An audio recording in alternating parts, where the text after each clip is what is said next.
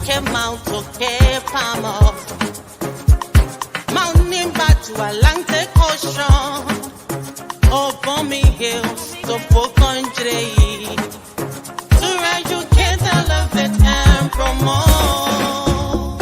Yeah, focus on Liberia. For Liberia, Liberia. For Liberia, yeah. From Monday to Sunday. From Monday to Sunday. It's focus on Liberia.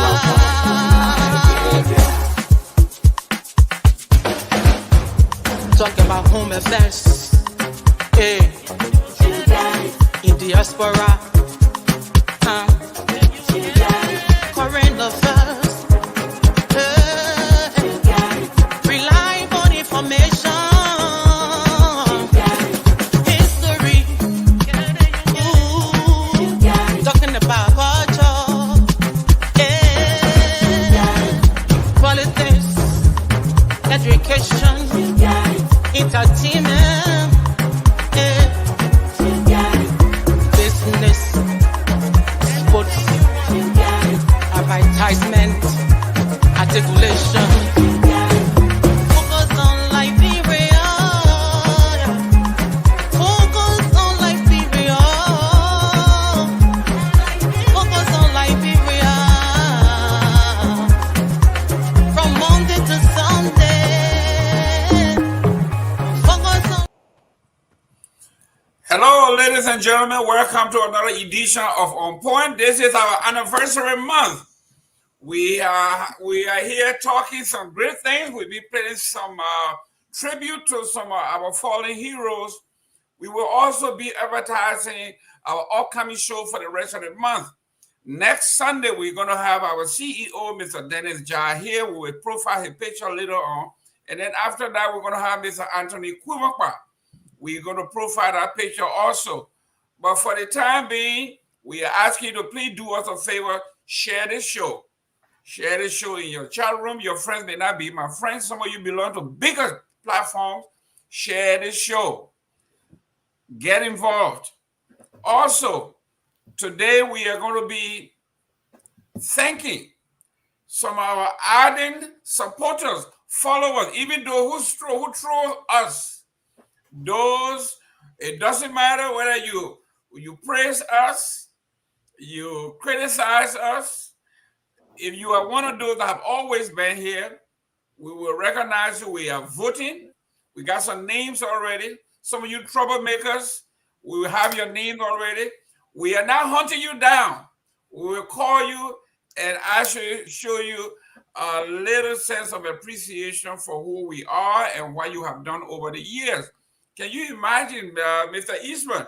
We are going on 5 years of On Point. Mr. Eastman, welcome. Yes, Mr. Gaiman, thanks. It's a pleasure to be here on such an intellectual platform. We have been uncompromising over the years. We want to be balanced in our reporting, and nobody gets a free ticket. So we entertain all sides of the argument, and we will like to do justice to the issues. It's a rough road, and sometimes it's a very lonely road. Other platforms use a combination of gossip and sensationalism, but we have always been the type that try to bring you as authentic information as we can, and to evaluate the points from both angles of the discussion. So it's been a pleasure being here, and I really appreciate this platform. It's why I fervently come on every week, because I believe we owe it to ourselves and we owe it to our people to provide a limelight on issues that concern us, so that we might bring some awareness to the issue and promote what is Liberia and what Liberian dreams are. So it's a pleasure, sir. Great. And Mr. Eastman, happy anniversary, on point anniversary. You've been with me 3 years. When my brother Edward Doe passed, you were the only one that stepped in, and you comforted us. We went through the grieving process. A young man with big dream. He passed on, and we are still keeping his memory alive. So we want to thank you. Mr. Tao, you've been with us now going on a year. Thank you very much for all you have done. Join us on our anniversary. How are you doing in Texas, sir? Yeah, I'm doing pretty good. I'm glad to be here on the 5th anniversary, right? Yes. The 5th Yes. of On Point. I watched for many years. I watched FOL, and I was like, man, I want to participate and kind of make a contribution on this platform. And so it was in December. I watched On Point, and then after I watched it, I got your number, Mr. Givman, and I text you, and immediately you responded, and we communicated, and you said, man, send me a resume, and we're going to have you on there, and it's been 10 months today. So I really appreciate you giving me the opportunity for me to be part of this platform. Great. I think the same disease that got Mr. Kamara got Elvis. He's upside down. Maybe he's a Waka supporter because that's what happened to them. Yeah, other than upside Turn down. upside down before you know they're gone. Ladies and gentlemen, do us a favor. Mr. Eastman, if you could share the show in our platform On Point. That's the only way I can get it. I don't know what happened. For some reason, I cannot get, I have done everything. Facebook blocked me. I can't even share my own show. So if you can share it in the chat room, I can then go from there and then forward it to all my inbox. Yeah, like for people that I share it with, I just tell them to go to YouTube, because that's the area that I get all the alert from. Okay. Yeah, from YouTube, great. And then I go in and just like subscribe, and then I get the alert to any of the FOL program that come on. Great. Mr. Elvis Morris, welcome to the show. This is the 1st of September. It's our anniversary. We're not live on YouTube. We are not? Yeah, it's live. It's live. Look, I just received the alert. Yeah, we are on should YouTube. Okay, all right. Yeah, it's live. It's like, so, gentlemen, let's share the show. Today, September 1st, is On Point's birthday. We have been here. I'll give you a little history, and then, I welcome Mr. Elvis Morris. After that, we'll give you a little breakdown, a little history of On Point. We have been around for a while. On many of the platforms, these segments of the show come and go, but we have been here, and we talk about years. So we are glad to have made it this far, and with stellar people like Mr. Eastman, Mr. Tao, and the rest of the folks, we look forward to being around for a while, because this is what journalism is all about. While we do not have a degree in journalism, when I was in undergraduate school, I did a class in journalism.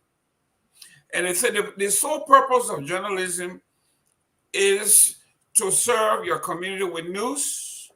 It should be based on facts and some degree of accuracy. So you got to have those things in your soliloquy. You can't just get up and say, Eastman stole $10 billion, like somebody said, Tweet did. How can you say the man stole billions when the entire country budget is $600 million? How can you steal $10 billion in one? So people who say these things, they are into sensationalism. That we don't do here. When Mr. Tower is talking, he likes to talk about his facts, and these are things that you can check out. You can go and check them out. If he's not telling the truth, you can just, and if it's not truthful, he won't say it. So is Mr. Eastman. Mr. Eastman is a professional person who has been around in a lot of experience. When he says something, you can go and check it out. Mr. Namwe, welcome to our What's good? anniversary. This is our On Point anniversary. We are glad that you're celebrating with us. You are one of the newest members on here, but you've been here almost a year. Absolutely. And thank you guys for all that you did to pave the way for some of us to join you. Happy anniversary. We wish you all the best going forward. Yes, and my before I get started here, let me post this one right here. Sam Waller said, I failed my journalism class when I was in freshman year, 1980 something. I might have failed that class. This is Sam Waller. I would say he is my number one ardent, some committed fan of this organization right here. He never takes a break. You can't. Sam Waller and Livingstone, there is nobody on here that can beat those two. And when it comes to calling, Elvis Morris is number one on when it comes to calling. Mr. Morris. Yeah, I don't know why they keep kicking me off. Every time I come on after like 2 minutes, it kicks me off. I don't know. Yeah, I had to restart my phone. And the Waka people, man, they don't like you. Go ahead. Welcome. This is our anniversary. We celebrating. Yeah, Mr. Gamer, thank you. I mean, this is the show I've been the most consistent on for over, I think, maybe 2 years, maybe, if I'm not mistaken. I know it was before the elections, so for sure. Mm-hmm. And it's always a privilege to be on this platform. I think, being given the opportunity to come on and express ourselves, it's always a privilege. And also, I'm proud of this platform. One reason is because this is not a platform that's connected to any other quote unquote politicians in Liberia. This is a platform that's, wholly and solely, held up by Mr. Ja, the likes of, Anthony Sia, and, and all of us who may donate from time to time our little $5 or $10 to keep the platform running. Also, it's not a platform that's built on stolen wealth. I must say that. It's not taking a pot shot at anybody, but it's a platform that's been sustained by, the proprietor of this network, by their own sweat, and the strength of their programming on this platform has been incredible over the years. That's why some of us, this is our platform of choice. We don't go where the 10,000 views is. We don't go where everybody is cussing mine cuss because it's a popular thing to do. For those of us who like intellectual discussions and who like to see respectable people on the platform, we come here and we stay here because we know this is the best platform, the most respectable platform. So I must give kudos to Mr. Ja and of course you, Mr. Gayman. I know you're busy and but you continue to consistently come on every Sunday, at least most Sundays when you can make it. And also to the other panelists like Mr. Padmore and Mr. Eastman, of course, Mr. Namboy, Mr. Taiwo, Dr. Booty. All of us who take our time to come on the platform every Sunday, it's great. And nobody's getting paid for it. The biggest thing for me, again, before I close, is nobody went out and stole money from other people and and who went and monopolized, the media space and say they got the biggest platform. This is an organic network that grew from the grassroots. I started watching this network, I think in 2017 or 2018, almost as far back as when it first started. So I think it's come a long way. We've had a little bump, we had little bumps in the road, but this network have a long way to go when we have people like yourself, Mr. Padmore, Mr. Gabe, Mr. Eastman, who are helping to propel it to where it's supposed to be. So it's always a pleasure to be on, and thanks for having me on again. Thank you. And certainly is an honor to share the platform with you, young fellow Elvis. You do bring a lot to the table as well. Thank you, Mr. Nam. Let's share the show, gentlemen. Today is a special show. We are celebrating our anniversary, and in so doing, in our profession, all profession, those of us that went to school, plagiarism is an intellectual crime. It's an academic crime. Automatic fail. You need expulsion, maybe. That's how it's supposed to be. So when somebody does something well, or even if it is their idea, you have to give them credit for what it is. It was about 5 years ago that a gentleman by the name of Edward Doe called me and said, Mr. Gaiman, you love to debate. You love President Weah. Not that I hate him, but you have to convince me why you think he's the best crewman that was chosen by the Liberian people to be president. So I told him, I said, Mr. Doe, I know exactly where you're going. All of you guys with PhDs and masters, you think you are the one that should have been chosen to be president of Liberia, and the Liberian people chose President Weah, and you all are upset. He said, "You damn right. Do you know how long it took Toe and he went down to the crew fighters from all the way by the greats, Tipote and all of that. And these guys fought, and all of a sudden, George Weah, the least educated in our group, became president." That's what he said. So he told me, he said, "Can you start a show with me? I have an idea." And I said, "Fine." We put pen to paper, came up with the idea. We pitched it to Dennis Jai. He said, "Fine, y'all come on." A little over a year after we started the show, he began to have back problems. So I told him, I said, "Sir, you need to take some time off to go and have yourself checked out." And we're just laughing about it. Little did we know that he had a terminal cancer. Went to the hospital, they told him, I think he had bone marrow cancer. It was like a leukemia. And it had gone to stage 4, young man. So we are paying tribute today, our first anniversary show, month of September. We're paying tribute to Mr. Edward Doe, one of the greatest, smartest men out of Nuclear Town. Went to St. Patrick's High School and graduated top of his class. There was a little controversy there where they said there were 2 kids that graduated from St. Patrick that year, and both of them had an exact GPA. So some say politics, some say whatever it was, but the gentleman was smart. You couldn't deny him. Brilliant. And then finally he got his dream job. He became controller for the city of Richmond, Virginia. 7 months on that job, he took sick. 3 months later, he was dead. So, Mr. Eastman, can you please put a picture up of Mr. Edward Doe?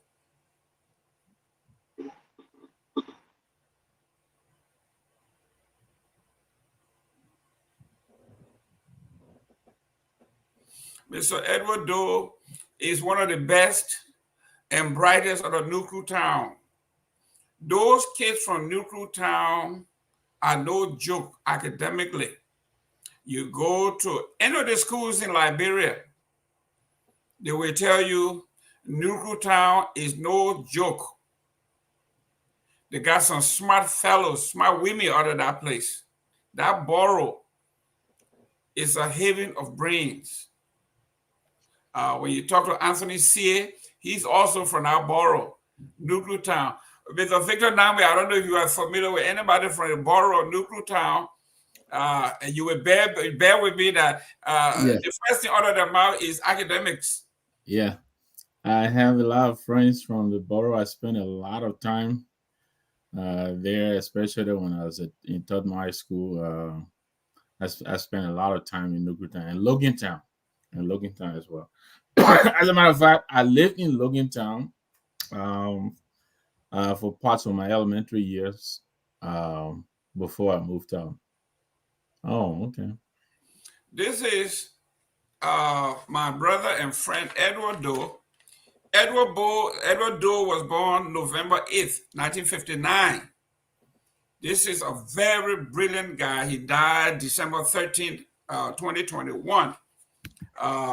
In the middle of putting this On Point platform together, doing the research, we went at it, spent hours and hours coming up with the idea, coming up with the format, he was anti-CDC, I was pro-CDC, and that gave birth to this particular platform. And he had a lot of idea what he wanted to do with this. And unfortunately for him, he took sick. And I mean, we were celebrating. He got his dream job. This guy was everything. Smart. He was a mathematician. He was an economist.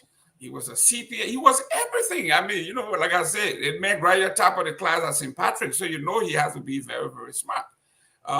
The Catholic school in Newtown, he graduated from there too. They said the top of that class, from the elementary school all the way. It was unfortunate at the age of 61. We lost this brilliant man.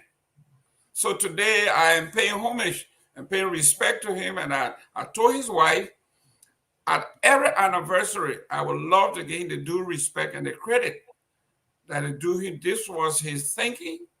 This was his idea. And I just took over from there. Mr. Morris. Yeah. Mr. Gaming, I remember him, I remember him on the platform. Of course, I'm the number one fan of this network, even though I have the privilege of, appearing on it from time to time, but I watch almost all of the shows. And I also want to, echo similar sentiments. I didn't know him personally, of course. I never interacted with him. I don't know if I called on the show when he was, still on the show, but the fact that he had an idea, he had a spark. Intellectuals are always, every good idea starts with a spark. And sometimes if you're not alive to see it to fruition, those who carry that spark and carry that light, we bear that person's, vision. And I think you continue to carry that spark and turn it into a light. And now we're on this platform and we continue to, voice out, our thoughts. So, kudos to him. I'm sure he was a great man. Like you said, he's an academic.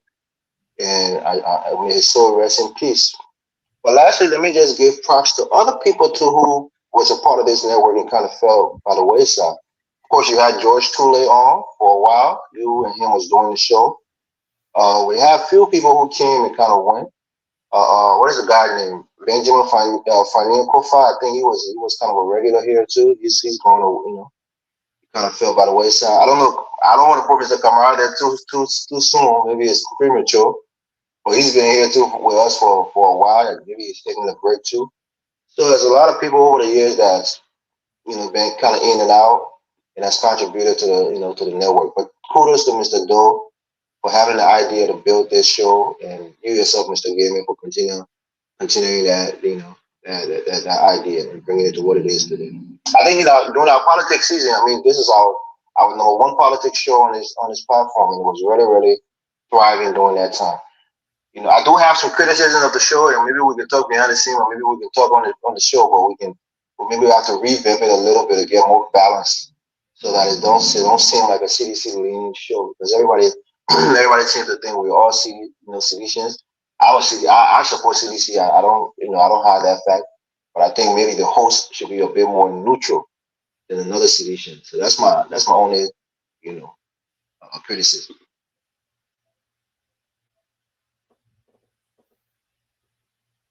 This is what this is all about.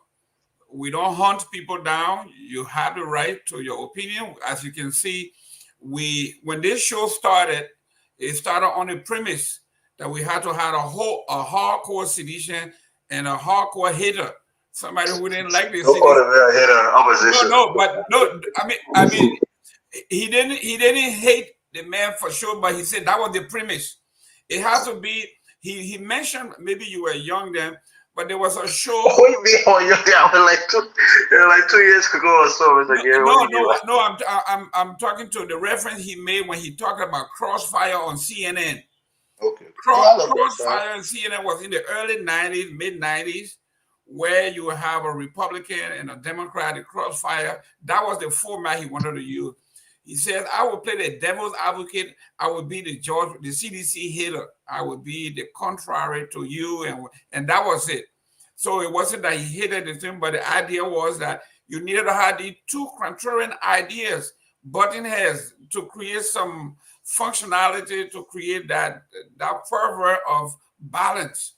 And that's what I did. This is why we brought on, when he left, I appealed to Tule.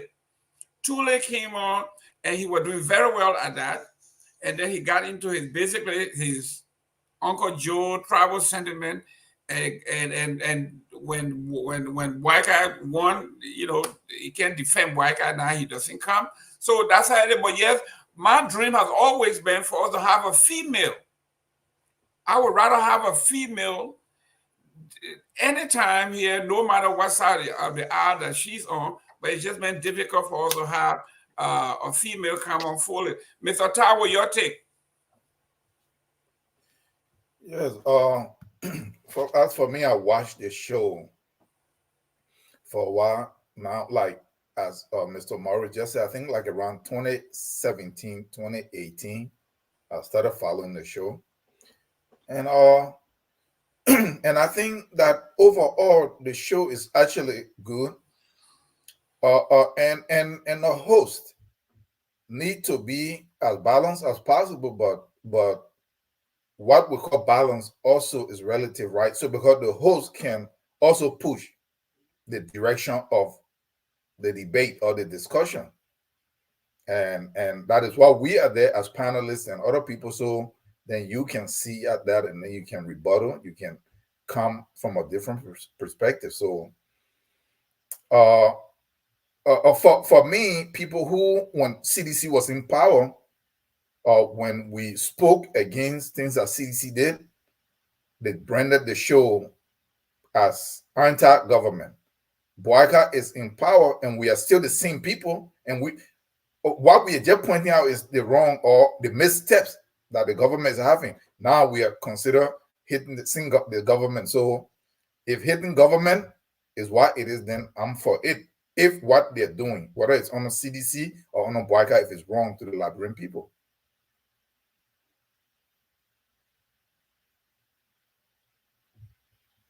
Mr. Eastman, take us out.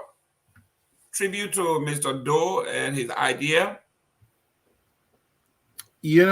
Every once in a while, you find a great mind come by and introduce an idea to the public.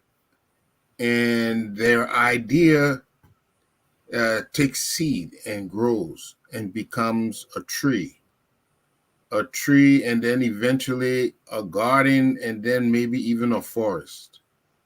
So we can't take lightly our dreams, our ideas, our thoughts, because if we give these ideas, these dreams, these thoughts the right nurture, it will evolve into something completely, beneficial to many. So this is the brainchild of Edward Doe that has now blossomed into a weekly panel hosting several different talk shows. We have Focus on Liberia, that we have On Point, we have Marketplace, and we have several different shows. And we still offer Liberians a difference, of opinion on issues. And we, like I said, we always try to be in the middle of the road. We talk so. But at the end of the day, our true aim is to illuminate the issues, to provide some clarity, to provide more information. And so that the Liberians don't have to hear, praise singers all the time. They can also hear people who are critically evaluating the issues and providing a contrary sometimes, but different opinion than simply going with the flow. It is important in today that we have this balance. And if some take it personally, I'm afraid, and I would like to also mention there have been many of our panelists who have been accepted in leadership roles in Liberia.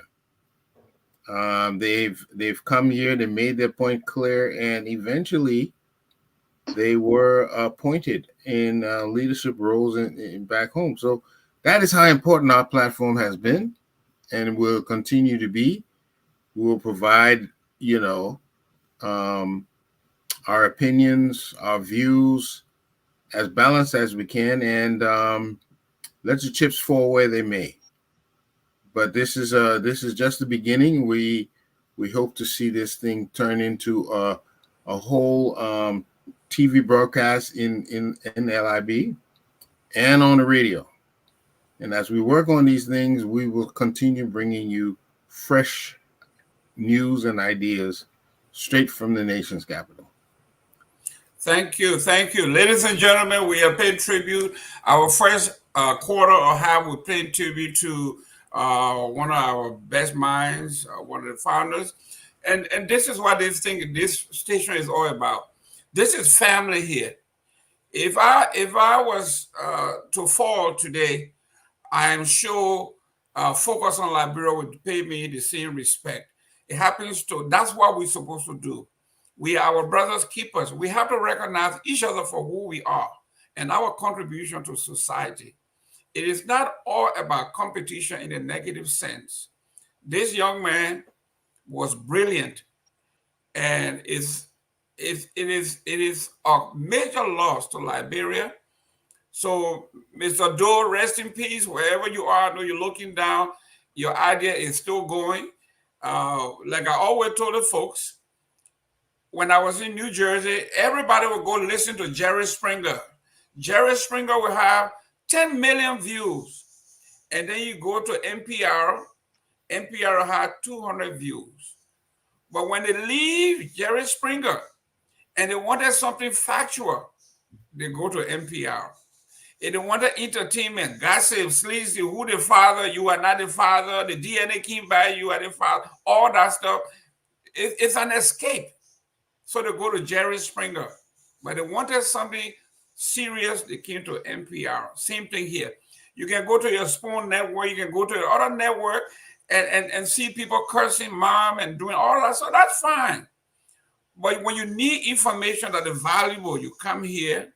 Somebody on this platform will correct you, give you the right information. Even if we are wrong in the comment section, they will put us in our spot. And nobody will block them. Nobody will say anything. So, Mr. Doe, rest well. I promise I was going to call your wife and check on her. Maybe in an hour or so, I will do so. She has moved to North Dakota. Beautiful. Mr. Gavin, let me just say one thing. I'm sure if Mr. Ja went out and stole $114 million, he will have the biggest platform in Liberia too. It will be all over the country. Of course. Or he built it some from the grassroots and he spent his own money in a little donation and people chipping. So we don't worry about who got the biggest platform, especially if it was gotten by illegal means. So it's not even a competition. And our CEO has never been indicted. He never stole. He's a straightforward guy. He made his living, like we used to say in New Jersey, way by New York, E.F. Hutton. So we make money the old-fashioned way, we earn it. That's what we are doing here. Mr. Eastman, can you move the picture, please? And please put up, let me do a quick something here. Advertising. Can you put up the picture for Mr. Dennis Ja in his African regalia? Yeah. While he's doing that, I'm going to ask you guys in the private chat section, please vote for 3 of your best fans that have been our ardent supporter or followers on this platform. And in the middle of the show, we are going to give a little token of appreciation. I know somebody will be going to Dunkin' Donuts. Don't vote for Sam. Don't vote for Promo Livingston. You don't get our donut money. We got $25. You can go to Dunkin' Donuts. You can go to Subway. We got Starbucks. So, guys, in the private section, please vote. I know who I voted for. Let's go. We pick the top 3. And then next Sunday, we'll pick another top 3. And the next Sunday, we'll pick another top 3. That's how we're going to do it. And next Sunday, we're going to have this young man here by the name of Dennis Ja. I don't know whether this is the photo he was approved, but this is what I paid for him. All his photos. we are going to be grilling this young man to actually get to know who he is. How did he get here? How did he come up with the idea to have a show or television or platform of this magnitude? Why did it take him to do so? Where the drain came from? How did he get to the United States? Those of you, someone told me he's a product of a few of the several refugee camps. I don't know. Those of you who are in a refugee camp, you can be proud of this young man for what he has done with his life, what he's doing. So we get to know him a little bit. All along, I thought he was from Maryland County because he gribbled. I was just corrected that he's from Sino. So you see, I thought I knew him, but I didn't. So we find out his family and all that stuff. Great work he has done. And we all can help to do that. So next Sunday, 4 o'clock, the interview will start with Mr. Ja. Thank you very much. Let's go from here. I already put my own vote in the chat, so I already put that one in there. Okay. Mr. Eastman, can you put the next one with Anthony Kumakwa, please? Gentlemen, go and vote your vote so we can give out some of these things. So we can put 25 pounds on somebody, go to Dunkin' Donuts, eat $25 worth of donuts. You can go to Starbucks if you are a bourgeois, you can go to Starbucks. Or you can go to Subway like me. The third interview here will be Mr. Anthony Kumakwa. Mr. Kumakwa served in government in Liberia. He was just involved in the elections in Liberia. There was a lot that went on in his hometown between his client and the Johnson Kumakwa team, and somebody almost lost their life over there. He also served in the Ellen Johnson government, and most recently he served, I think, as assistant or deputy minister in the WIA government. He's going to be here on our 3rd anniversary week. It's considered no hold bar. We will ask him, he said we can ask him any question, no problem. He's willing to answer. Young man, very smart. We are glad to have him here representing the name that he carries. And they say he's a very standout young man, those who interacted with him. So we'll be having Anthony Kumakwa on the 3rd week. And then our final show, we'll pick somebody randomly here to profile. But this week is going to be fun. Every week we want to get something in appreciation. So guys, continue to vote. Okay, Mr. Eastman, can you take it down, please? Great. This other man they call Anthony Gay. Anthony Gay will be a computer analyst, computer tech, computer genius. He always outside our look. Look at him. Come on, man. Your technical man coming here, he come upside down and all that stuff. But Jimmy, let's go to a current event in our country. I don't have a trap I think of a computer analyst. And what you say? He's a network analyst, not a computer analyst. There you go. And you get bad network? Hey, man, I said, we find an optic cable in the ocean in Liberia. I'm gonna bring it with you now, brother. You know, brother, optic cable every day they come with the new thing. Okay, guys. But Joe Biden get that $8 million for like, bro. Just need the president to collect it for 5. Guys, please share the show, get involved. Let's go to Mr. Eastman. Yeah. We got tons of things. I mean, this administration can't start giving. We just heard that the president fell on his trip to Indonesia and all of that. We are praying that everything is okay. Really? Yeah, the administration. Are you joking? Or are you serious? Yes, seriously. The administration is going into a frenzy, trying to debunk it is a lie and showing tons of pictures and all that other stuff. That's fine. We wish the old man well. But let's look at some of the things that are happening in the country. We are talking about those of us that grew up in the 80s. We always heard, oh, cool, attempted coup, that news are cool. Now we're hearing the same thing. It looks like they are taking the page out of the military book here. We find out that when Doe or any of those people wanted to get rid of people they didn't like, They came up with the idea that somebody plenty cool, and we hear it again that their rumors are cool. The chief of police and the joint security came out. They issued a letter suspending, revoking everybody in Liberia who had an armed permit, people who legally obtained gun permit. They revoked them and telling the folks to turn in their weapons, their personal weapons. This is unheard of. So now some people are seeing this as a pretext to go because they know who applied for weapons, they know where they are, they know who they are. Now they are coming for you. So we are seeing this.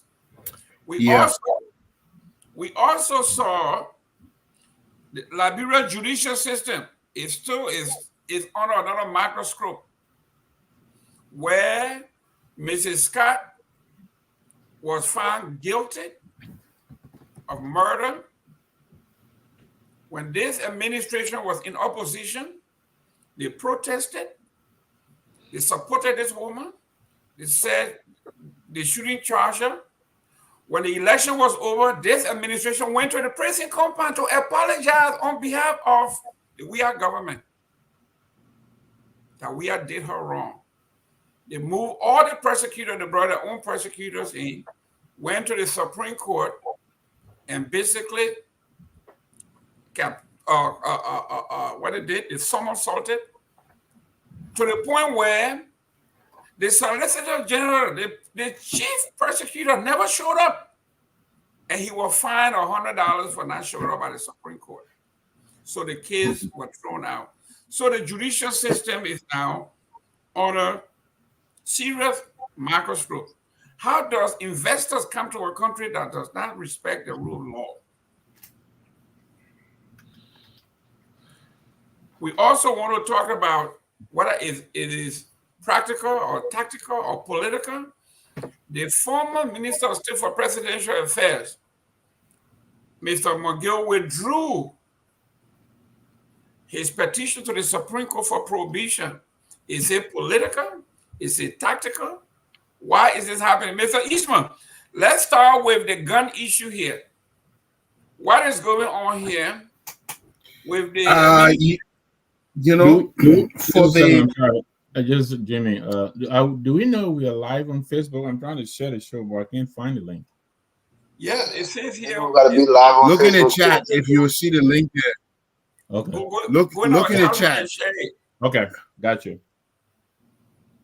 Okay, so just for the audience who might have been too young to know what Liberia passed through after 1980, after the successful coup d'etat that killed President Talbot, there was a series of episodes alleging that other people tried to overthrow the Doe's government.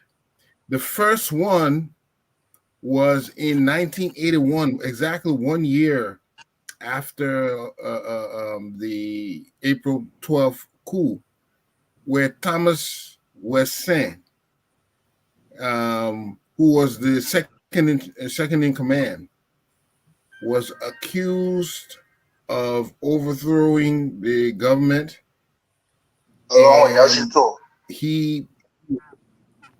Nelson Stoll was one of those in the accused. There were some, about a few of them, and that were executed by the military junta at the time. And we saw several of these sort of things. We saw the Flank Zamindon fiasco. We saw the Thomas Kuwongpa disaster. We saw several of these things during those years. And politics was not what it is today. You are not free to talk politics. If you do talk politics, the popular saying is, you will not live to tell the story. So today we are experiencing a freedom of our political franchise like never before. You can run for president, you can run for any office, and you can express your opinion without fear of retribution from the authorities. But so all this came at a cost. Many, many, many people have died over the years for this to come about. And today, even though we're seeing this benefit to us, there are still echoes of the same thing. Now we're hearing how true this is. Is it just rumor mongering? We're hearing about attempting or wanted to be overthrow. We hope to God we don't return to those days that every day we wake up somebody else is being coming up for trial for sedition or for whatever political agitation at the time. So we pray that we don't go back to those. Now, as for the other issue we were talking about, which what did you say, the trial? Is that Yes. was that the trial? Yes, I Musu think we're going just one topic at a time, Yeah. right? Instead of Yes, attacking all of them. yes. Let's do You the mentioned coup. two, so that's why I want to address two. Let's do Okay. let's do the coup. Let's do the So coup first. if we stay with it, we don't ever want to return to because nobody is safe. We will used to get up in the morning and there will be beheaded men beheaded in the street. Some of y'all are too young to know these things that only maybe Victor, he knows the kind of things we pass through. We pass through all kinds of peril. In the morning, you just see people with no head on their shoulder, no answers. They used to have what they call a death squad. They used to go around, and if they come to your house that night, they will not see you again. After the failed coup of Thomas Kuompa, several people got missing. No accountability. No accountability of all of them. People started especially the people from Nima. All of them lost their jobs in the government. They were all replaced. Positions called redundant from LEC, from the government. All of them lost their jobs. These were the days we passed through, and everybody, we need to pray that those days do not come back, because there was no freedom. We all have our differences, and we're supposed to celebrate our differences, and not be threatened by each other. So when we hear this thing again, we just hope it's only pure rumor, that none of it is true, because all of us will have to go back into hiding, into fear, being fearful of your life, and we'll not be able to exercise the political freedom we have today. Thank you. 1 minute, guys. Mrs. Doe is calling. Let me put her on for 1 minute. Hello, Mrs. Doe.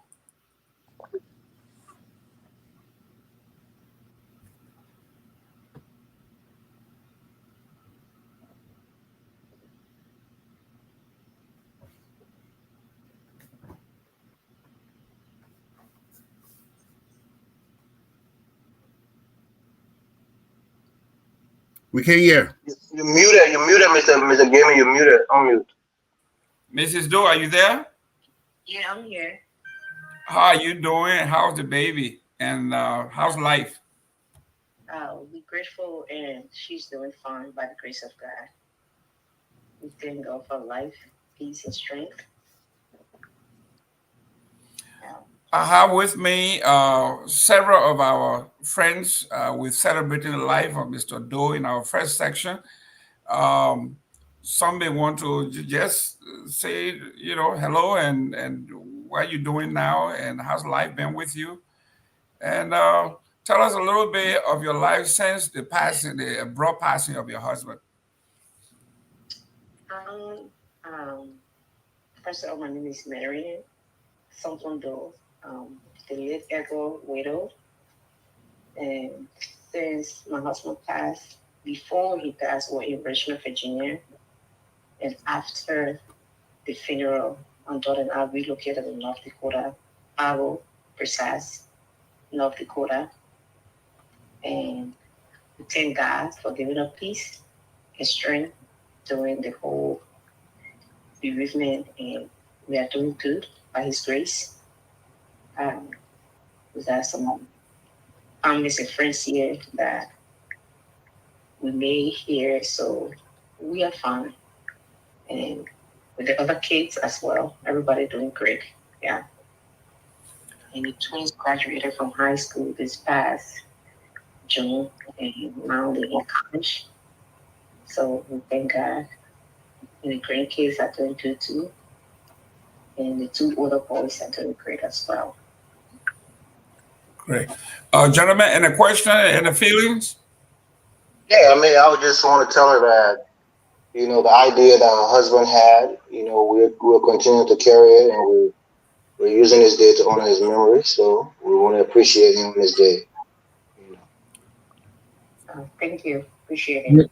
Yeah, Ms. Doe, now we're here. So I want to join Jerome and the office and the rest of the team just to say thank you for giving of your husband, allowing him to put in time and set up what we're all making use of today for the benefit of all of us in Liberia and, of course, the rest of the world. So thank you very much. Thank you. Appreciate it. This is Anthony here. I just want to say keep the courage, and thank you for sharing your husband with us, for the opportunity and this idea. You permitted him to do such thing, and we are also carrying on that legacy. Thank you so much. I appreciate it. Yeah, Mrs. Doe, this is Jimmy Eastman.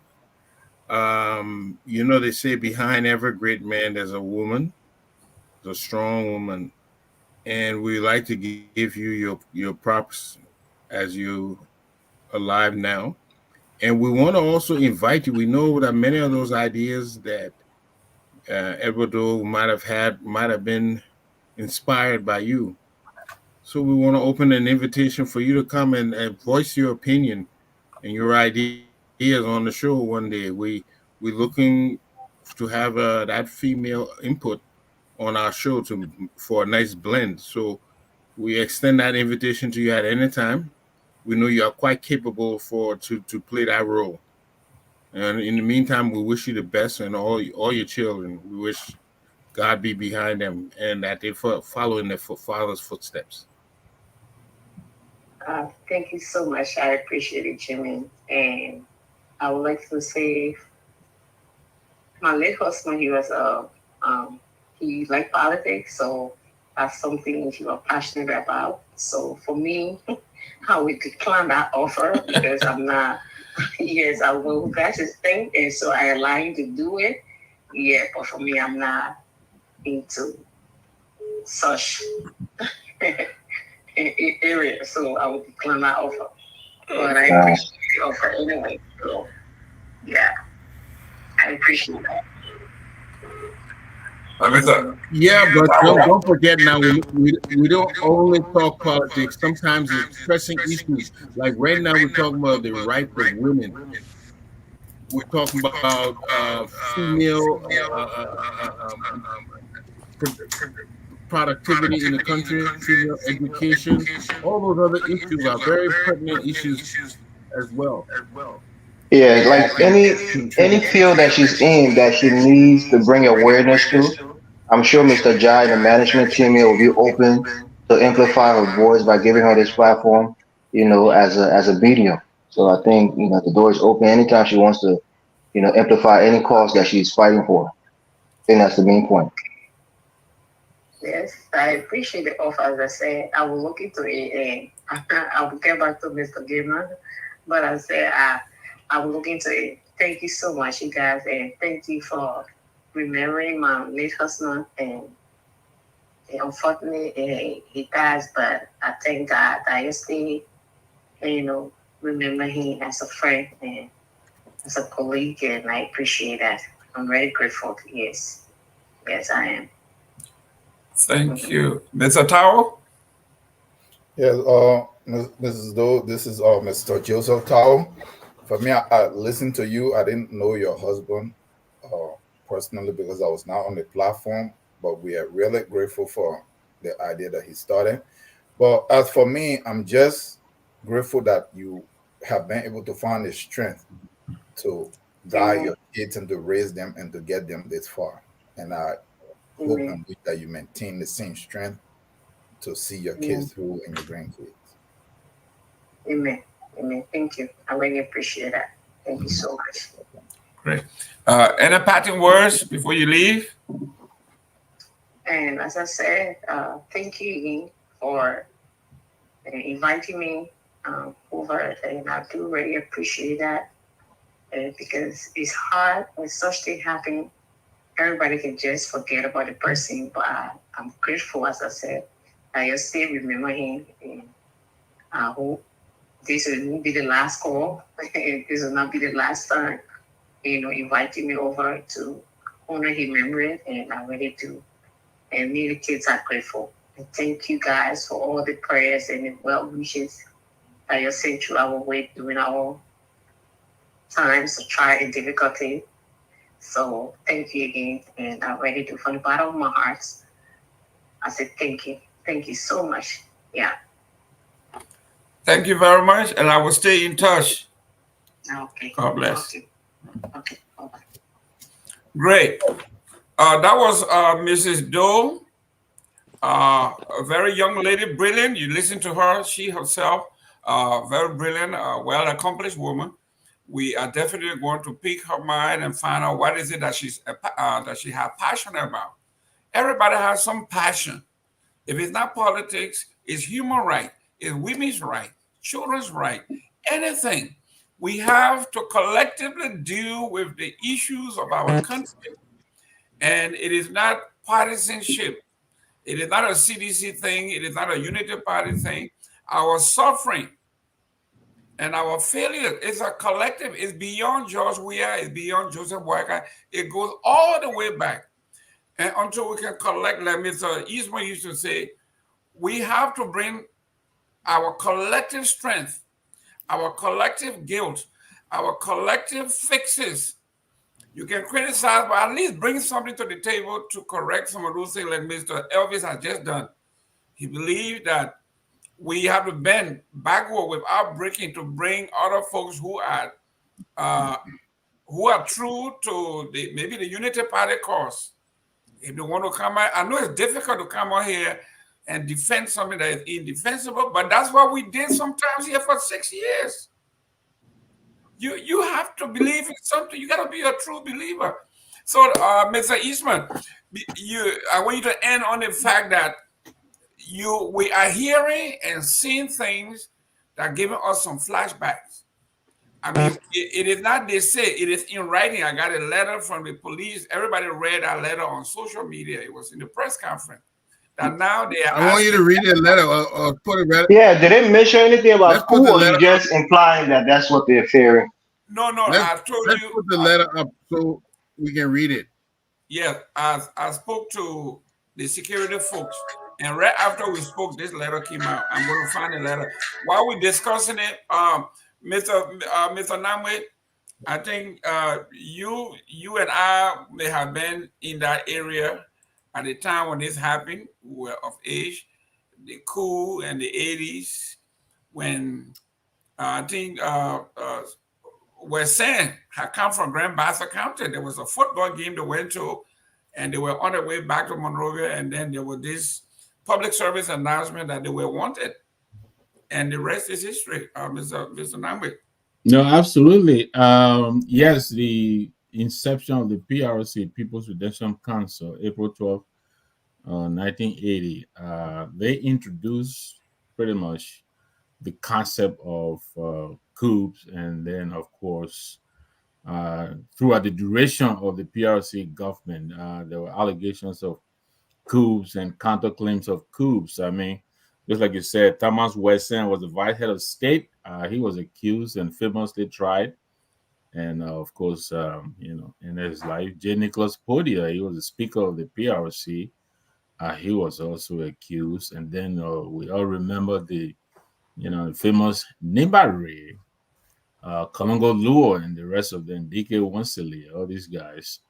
Kwibonkpa, of course, Thomas Kwibonkpa. You just show Prince. I'm not sure if that's his son, but Yes. Thomas Kwibonkpa, 1985. So the thing about the coups and the counterclaims of coups is you can never really get the facts of the allegations, how true the assertions or the allegations are. We know that most military governments use the allegations or the purported claims of the coup attempt simply to curry favor with the population and kind of, create sympathy. Usually, when they know they're falling out of favor with the populace, and so they will, and so it was very difficult to tell the facts from the allegations, as Fagon would say, facts from the fiction. But yes, the coups, they are very, very, very, very scary instrument that the military junta usually uses to scare people into submission. It's an excuse they use to go all out and to try to impose their way, if you will, because usually these announcements are accompanied with suspension of the normal governance structures as we know it. There are times that a state of emergency is imposed.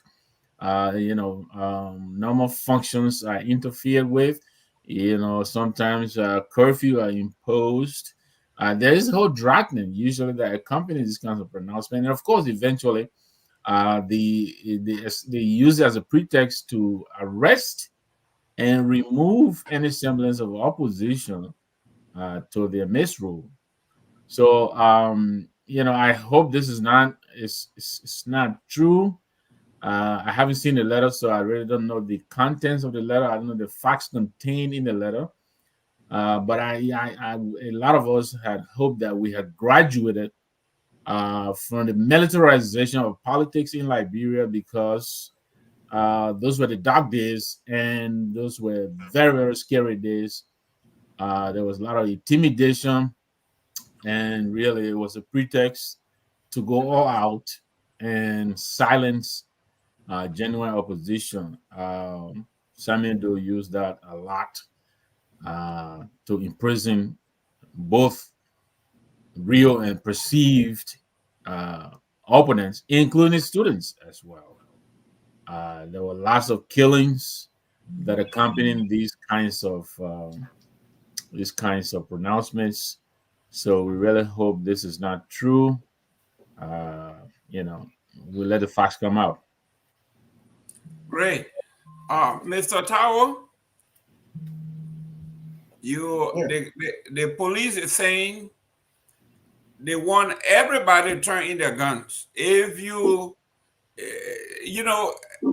the concern that people have is, who these people are. These people legally came to your office and applied for permit. You give them their permit.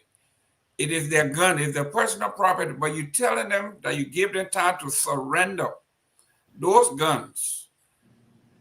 So many people are saying this is a pretext. I own my gun. If you say I can't use it in public because I don't have the permit, why? It's my personal property. Why are you going to come and take it from me, Mr. Tao? Okay. So in the first place, I want to go back just a little bit. When we are talking about not being able to speak freely, it didn't start with just the PRC government. Let us clarify some of these things, because we always get this stuff that once the PRC came in, then rights were suspended, and no. Rights, the suspension of rights and the exclusion of people to be able to actually speak started on the TWP. Where did this stuff came from in Liberia? Leave the people thing alone. How did that come about? It was under the TWP. If you spoke and you did something I remember I was very young, and my uncle was holding my hands in what a red light. And it was later that I found out it was A. Benedict Tolbert beat somebody, put them on the hood of the car, beat them with a belt, with police standing there, making sure that that beating took place because he overtook his vehicle. A. Benedict Tolbert, A.B. Tolbert, the president's son, the possible person that was going to succeed the president if their plan had gone through. So let us put this into the proper perspective. And we're not disputing. So yes, so abuse of rights and taking away of people ability for them to function in society freely, that's what led to the coup. Now, if we establish that, then the coup guys came in, and what did they start to do? They violated more rights, right? Now, if we put these 2 points into perspective, my concern here really is not that there was some rumor of coup, but we're going back to history. Then we're supposed to say the democratic government have been coming to power. What led to the coup? When the government doesn't work for everybody. When you take the entire system for granted and few people think they can push everybody down and profit and plunder. So my concern is not there is a rumor of coup. My thing here is that look at the history. If you guys cannot straighten this stuff out, you're supposed to be the democracy that's supposed to come and bring prosperity. Like Mr. Gibman said here, if the guy is handling the bride, that bride story, right? Then you start looking somewhere else. So let them take this seriously. But this idea that they think somebody run for, oh, there is coup coming, so no, let's just take in the democracy. That is not the point. A democracy that cannot deliver for the people must actually be replaced, or it must be nullified. I'm not calling for a coup. I'm just making a point based on the 2 points I've made. What led to our first coup, and then what led to that war that removed that government that brought the coup. So we are on the same trajectory here. So what it was on Ellen, if this government keeps failing, then people have to look for alternative. What are we going to do? Democracy is not just about having election every 4 years or every 8 years. It's about results. So if the results are not coming, if you have all these crooks like Edward Doe and Prince Johnson, everybody that hijacked the system and sat there, the dealing and all these people paying themselves 30, 40,000 hijack about 25% of the country's budget. If they can't do something for them to mitigate those things and correct it, so that they can free up the country resources where the country benefit. Yes, these are possibilities. Let us be realistic here. Mr. Tao, you've so been very... it's not about whether there is coup, but there is two. Let me quickly. Yeah, Mr. Tao, are you being very generous? No, I wanted to make it look. It's not 25% of the country budget. It's 95% they took. Okay. Yeah. So, Mr. Tao, yeah, Mr. Tao will land. So Mr. Nam, we can comment. Yeah. So this is what I'm seeing here from this stuff. Whether the rumor is true or there is some semblance of truth to it. This is what we want this government and the elected people to see. That stop trying to take the country for granted, stop trying to plunder the country, run this government so it can work for the interests of everybody. Because in a place where everybody feel that they have a stake and they're benefiting and they can afford to eat, they look that there is a possibility of a future. Nobody wants to disturb that.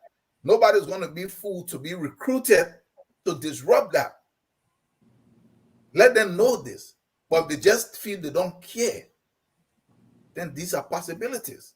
Because it's all around us. It's in Guinea, it's in Burkina Faso, it's in Mali, it's in Niger, and Liberia is not an exception.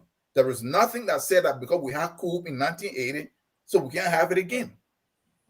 Thank you. You got it. Let me come in, Mr. Gilman. I just wanted to quickly. Go for bit. Yeah, Mr. Nami.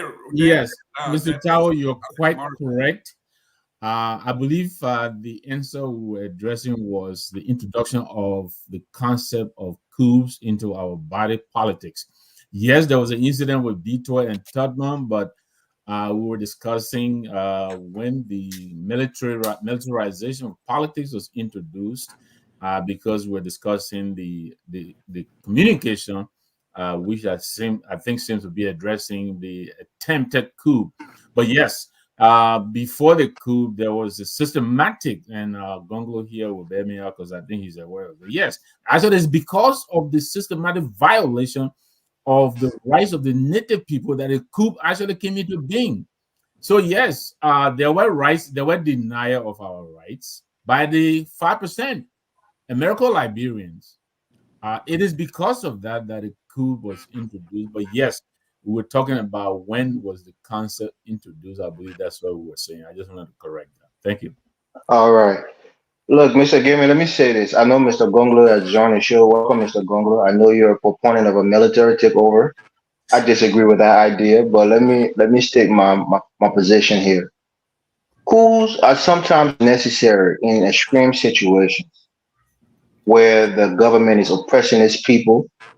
There are deaths, like people were saying on the door, and people being killed and disappeared. But I don't think the government, performance so far has risen to the level where a coup might be necessary. And I think it's telling that they are afraid that there might be a coup. Whenever there are talks of a coup, it means something is going wrong. And mostly it has to do with the rights of the citizens. When they feel like their rights are being trampled upon and there's tension in the country, then these talks of coup starts to come into play. During President Weah's presidency, for the most part of his presidency, there was really never talks about coup. The only time it kind of came up briefly was when he took that trip to go to the World Cup and was kind of absent, and people were saying that the chief of staff of the army should take over, and. But I think overall his presidency was pretty peaceful. I think people felt there was some economic hardship in the country. The drug was kind of going rampant, but it was never really a sense that the rights of the citizens were being trampled upon. We could talk, people could cuss, and I'm not saying it was a good thing, but people were cussing the president and saying all kinds of things and being very open-minded, and and how they voiced their opinion about the president and how he governed. So I don't think that was a similar situation then. Whereas with President Boyka, my understanding is that they have changed the gun rule, the arm, people who own arms. They changed the rule. Yeah, I small don't know if it arms. went through, yeah, small arms. I don't know if it went through the legislature, but they just changed it, and now they want people to comply with it. And one of the things I always wonder in Liberia is why aren't the citizens allowed to have arms to protect themselves from armed robbers and people who will be burglars who will come into their homes at night? Have a permit, pass a law where people can have arms in their homes, and they can only use that arm if they're in their home and it's an intruder. They can't carry out or brandish it like we have in the United States, but it's definitely necessary. And I think this is one of the biggest fear of the government, from successive government, that if a lot of people have arms in the country, small arms like pistols, if something goes up, everybody will have arms to fight, and this could be something that will go against the government. But I think they have to pass a law, if they haven't already, to allow people to have, small arms to protect their homes exclusively and nothing else, just their homes. But in the grand scheme of things, when we look at this whole coup talk, I keep going back to this guy, even though they say Christian man can be right maybe twice a day, like the broken clock. Yeka Kolubai predicted something similar. Maybe about a month ago, he said that Joseph Boyka is about to leave the country for an extended period of time, and there's going to be something like a coup. And these guys, the Gregory Coleman, these same names that he implicated in that statement, these are the same people that's on the scene now. So I'm not sure what's really going on, but I don't think there should be anything like a coup in that country. Because, like the great people of Lofa, you are the face of this government now. And that's the thing about Liberia. That's why it's always important to watch our rhetorics and what we say about ethnic groups. Because not everybody in Lofa supported this government, of course not. There are many Lofians who support the CDC, many of them who are in leadership roles within the CDC. But this idea that they are the one that's dominating this government, if anything happened, they will be targeted.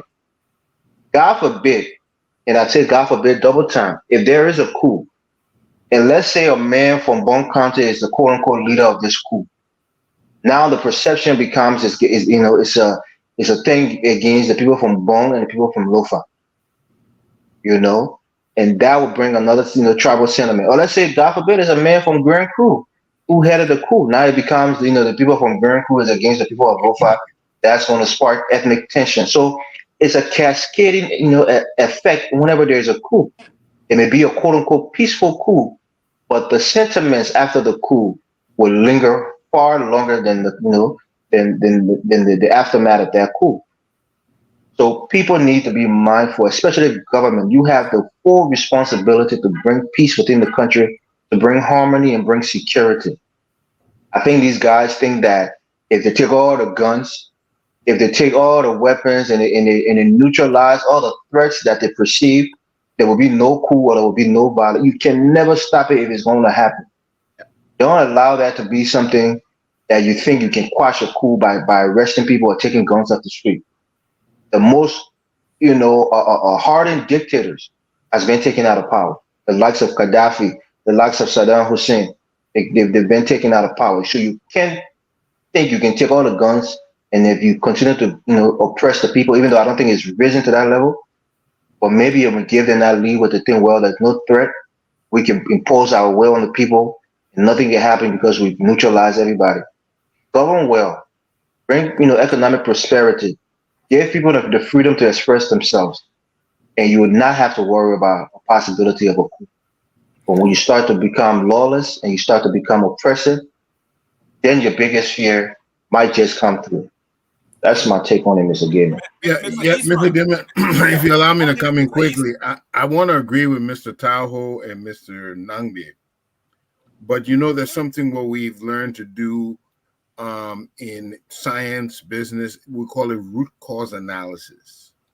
Now, I agree that there was a marginalization of the native people at some time in our history. That is not the root cause. It's the symptom.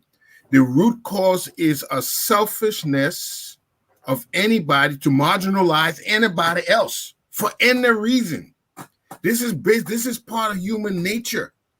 So it can happen again if we don't identify that it was not one instance that this can happen. This can happen repeatedly if we go back to taking advantage of another, using the government to enriching themselves, making one people, neglecting one people's rights and their needs and stuff. All these things will give rise to the same situation. And because this is part of human nature, we all have to guard against this. And so when we're already being here, I'm hopeful this is just rumors. But when we look at the situation we find ourselves, where our legislature is supposed to represent us, and we do not see that representation, we do not see them advocating for our interests. Instead, they look like they are on their own enrichment. When we look at the courts and they're supposed to execute justice, and we notice that they are not executing justice, there seems to be a bias or a cloud, or the Justice Department is not adequately going and prosecuting cases. When the people feel there's no hope that the institutions they've created or the existing institutions are not fair and just, that's when it leads to this frustration, and that's when people start taking to the streets.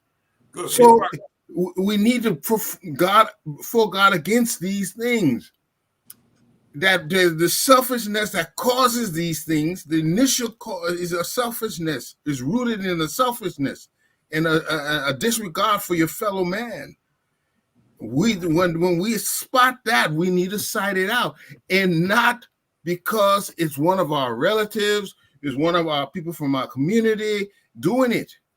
Nobody we should allow doing it because it has that effect of eventually hurting everybody. Just what Mr. was saying about guns. There was a time people were able to get permits for guns, but since 1980, guns were not allowed. You couldn't even shoot firecracker. You're not even allowed to shoot firecracker since 1980. And that's still not allowed, Jimmy. You're very right. That's why we don't have firecrackers in Liberia. So that is what happened. But it goes down to the selfishness we exhibit, the disregard for the office of which you hold and the oath you swore to. We see a repetition of the same similar things. The only thing is a different person. So all of us need to call this out before it gets to a point that people feel hopeless. And then when they feel hopeless, they can be manipulated because not everybody was ready. I don't think it was ready for what happened in 1980. For instance, I think people were ready to for the next election. I think it was going to be an amazing election. We're going to see democracy in full force. They couldn't stop it. That's what was coming, but it was cut off. And because I guess there was also other things involved, socialism was on the rise, and the people were afraid that Liberia may have fallen to Marxism, which was very popular at the time. I'm not sure what all the powers would be what they thought, but the whole idea stemmed from we're not treating people fairly, we're not abiding by the rules and laws that we created, and we are trying to modernize the people, and that's what we have to always guard against, no matter who's in the mansion. Great, Mr. Gongro. Before I come to you, there's this major debate that is going on between groups of people in Liberia, and it goes to the gentleman that was appointed at the LTA.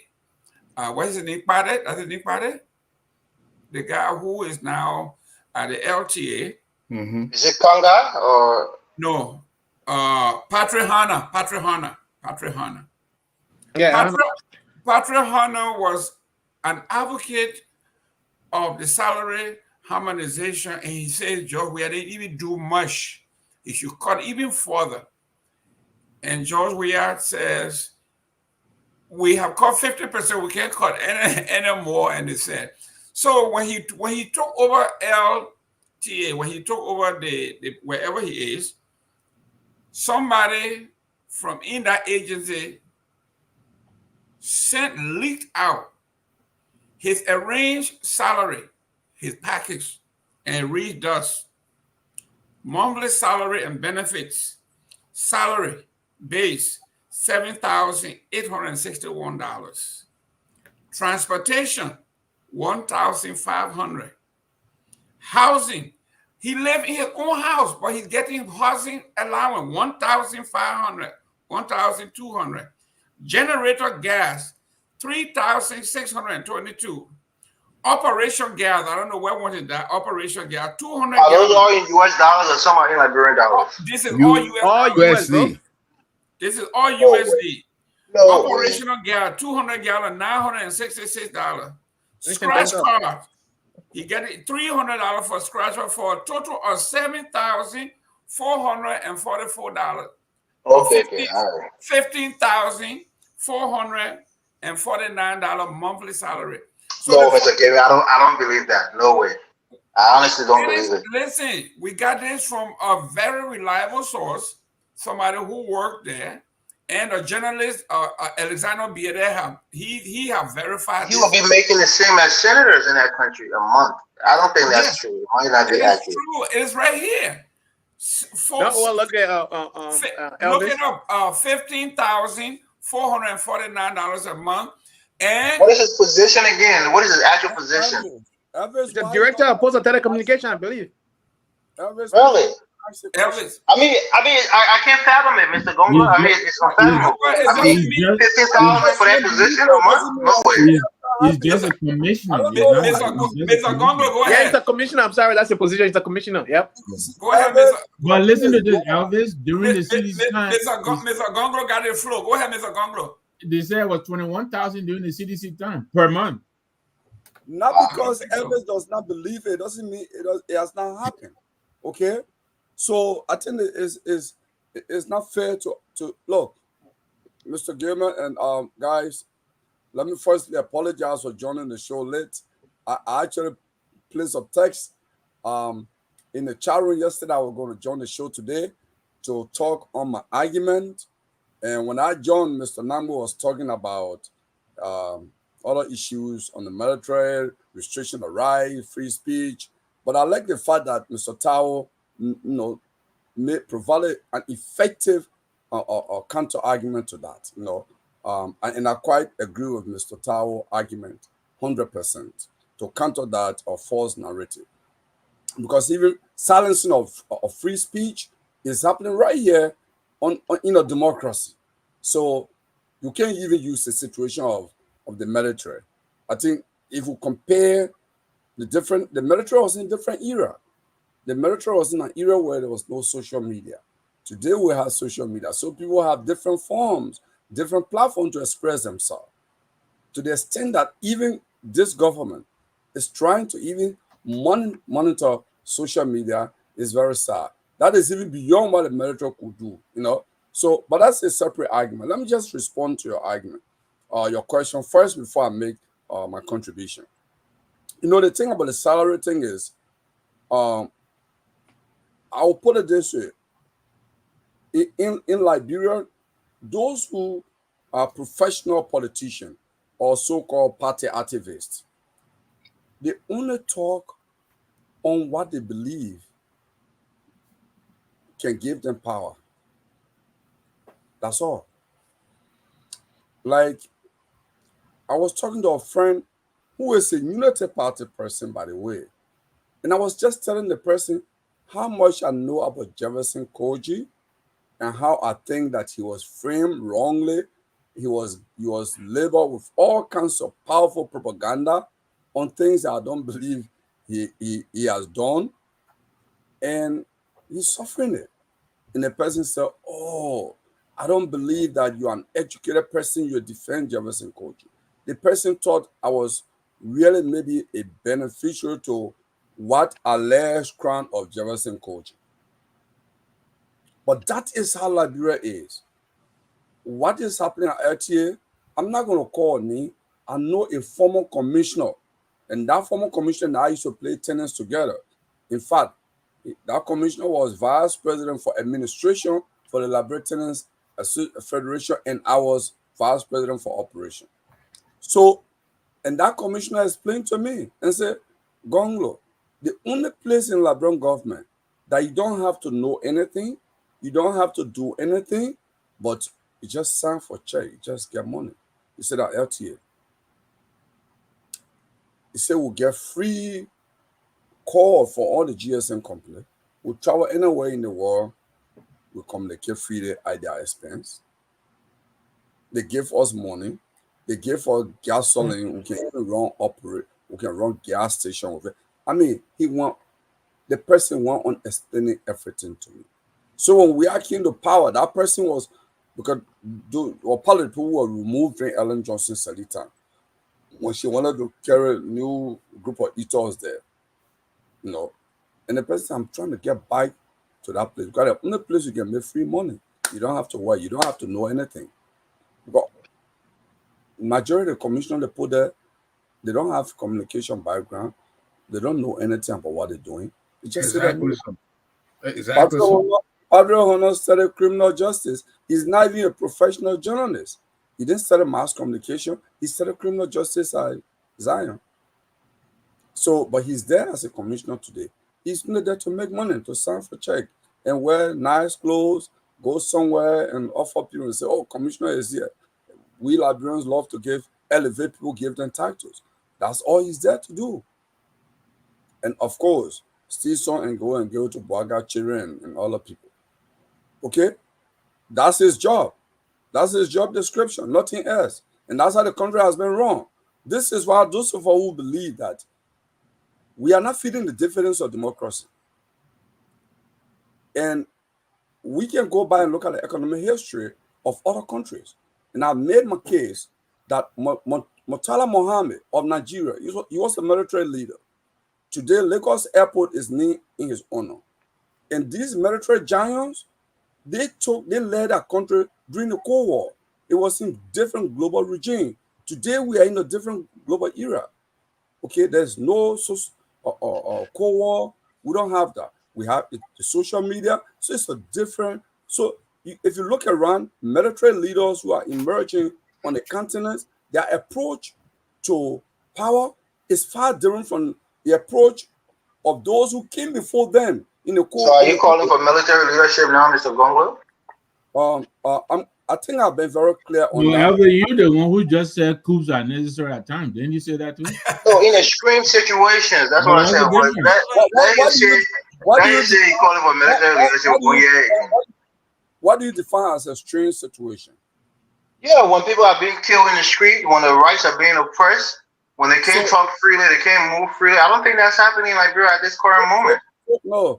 So compared to Doe Town, how Doe Town was. Let me say this. You see, there are things that we overlook in our country. Look today, all major political parties have militant wings. And it's true. They all carry berets. They wear berets of some sort. They wear t-shirt or some sort, khaki. And it's militarization of our politics. And people don't see that. If you're getting young people to get military, you're giving a slogan, you're giving, and they're singing songs that show they're going to harm their opponent, they're going to do that. We are militarizing our politics already. And that process we're in a different era. That was not happening in the 70s and the 80s. They had underground movement here and there. Langbe then we'll talk about it. They have different forms. They were written press releases. They would do this. I had to go to the editor. They were not even going to local. There were no local radio station. They were just maybe ERBC, ERW, and the closest we came to social media club was React. That was it.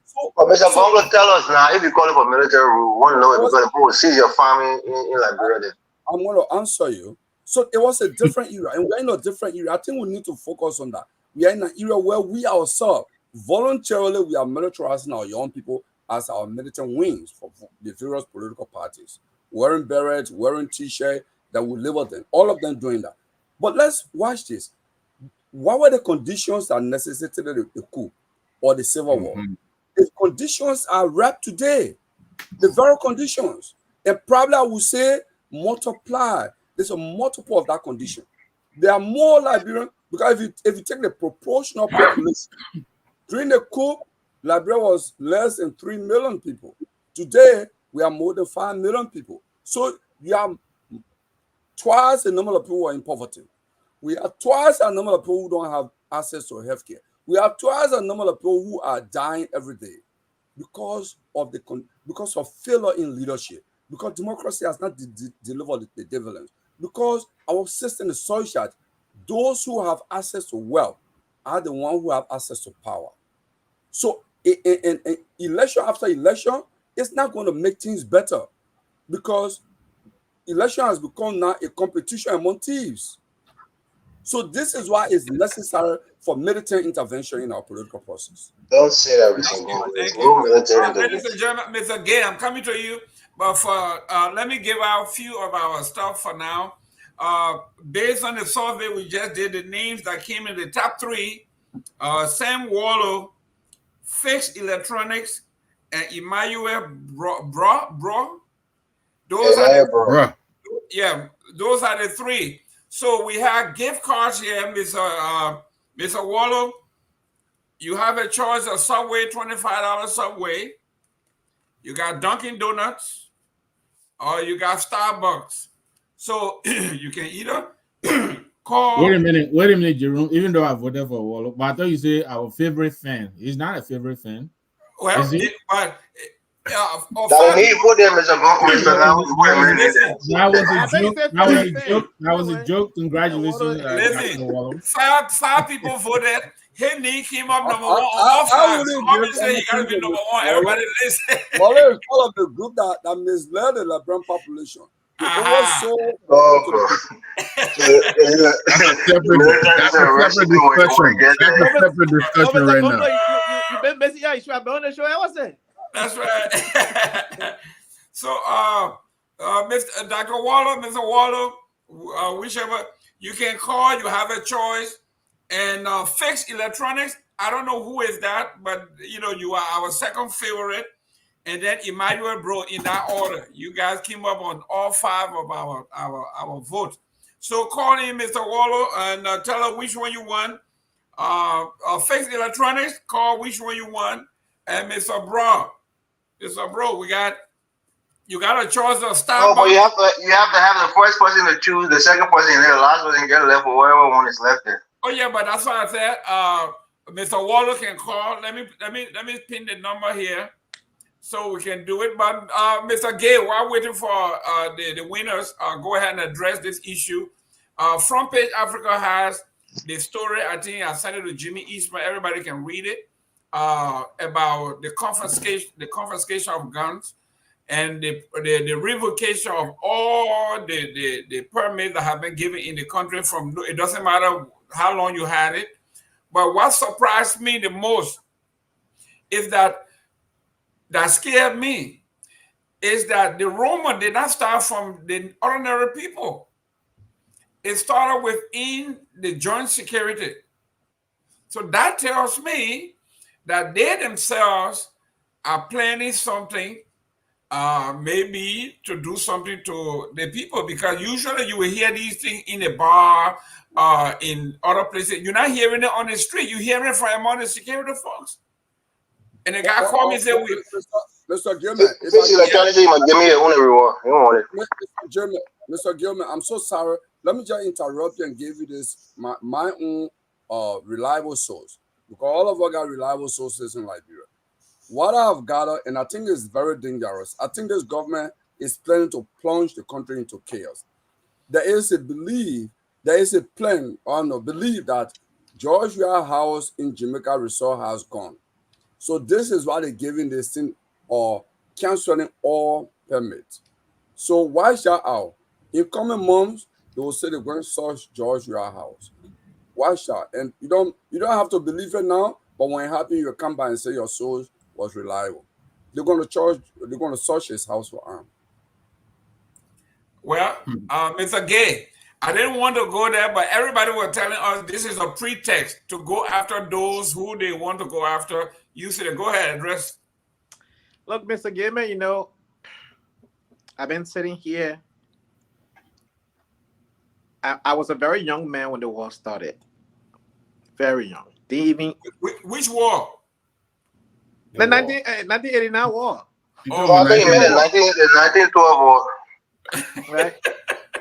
But, you know, as a kid, my childhood was taken away from me. I had to become an adult overnight.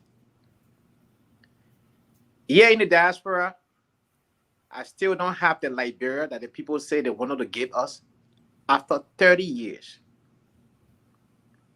Circumstances now even getting worse in Liberia than it should have been all along. So the 250,000 plus people lost their life for nothing.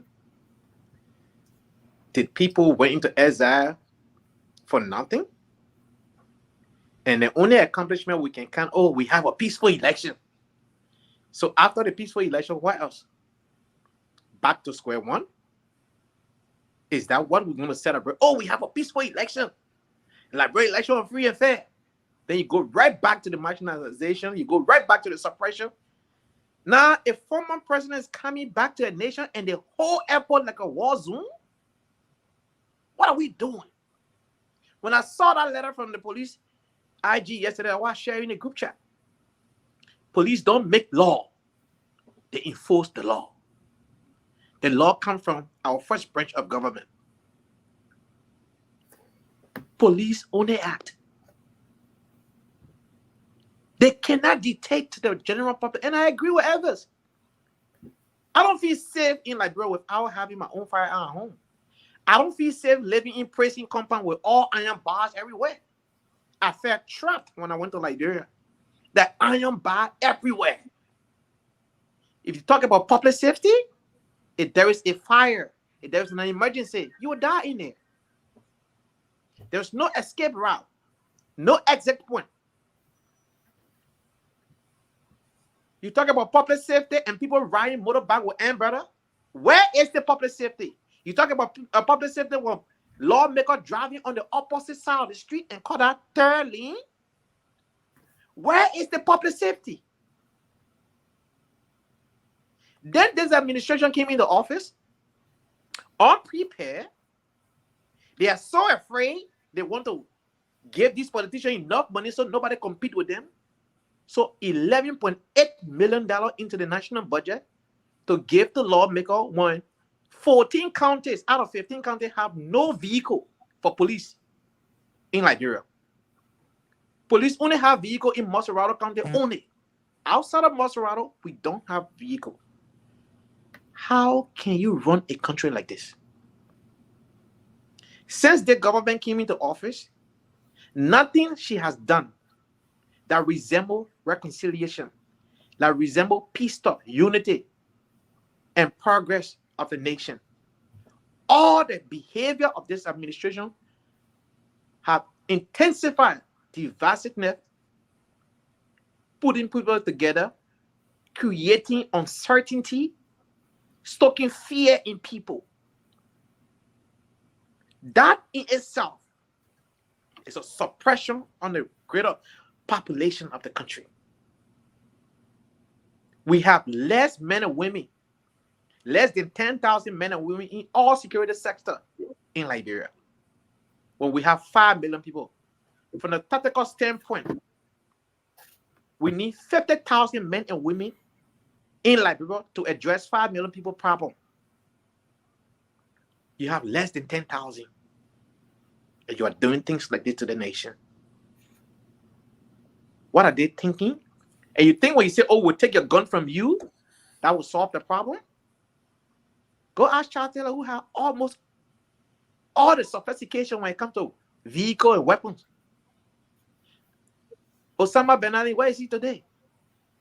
All these guys that think that, oh, they were too powerful and nobody could come closer to them, they're nowhere to be seen today.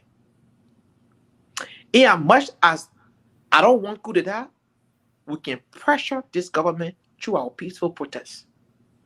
And I believe that can work. I believe that can work. We should start. Man, not even a line protest, Anthony. Not a line protest. Well, if we start doing the peaceful protests without stoning police with rocks, I'm not for no protester holding rocks in a hand. I'm for protester being empty-handed, peaceful, and petitioning the lawmaker and holding them accountable. That's what I'm for. I know it works. And when a lot of group of people peaceful, under no circumstances police will open tear gas on you, let alone fire a live bullet. Like I said, the entire Liberia, we have less than 10,000 men and women in all security sector. And in order to adequately address 5 million people, we need at least 50,000 men and women in uniform. We don't have that number yet. So they should be very careful, very mindful. President Boaka, if you're listening to me this afternoon or this evening or tonight in Liberia, tone down the rhetoric, speak to the nation, and tone down the tension. Your administration have been doing things to, stoke fear in people, suppress people and scare people, people losing a job. And you went to where, what's it called, on CBL now, 200 plus people about to lose their job. And you say, oh, because of budgetary constraint. If that's for that reason, and you're not going to replace them with any other person, even if you replace them with one person, then your intention is wrong. Because according to that letter, it's because of budgetary constraints. We should stop doing. Look at what is happening. We are coming into office, Southeasterner dominated the government. Now you came into office, Lofian dominating your government. So what happened to the rest of Liberia?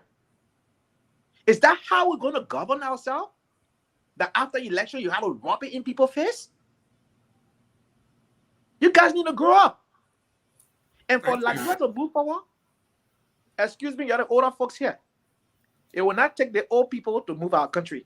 The same mindset of the past, they continue in this 21st century cannot suffice. We, the young people, we need to rise up, but not the young people with stones in their hand.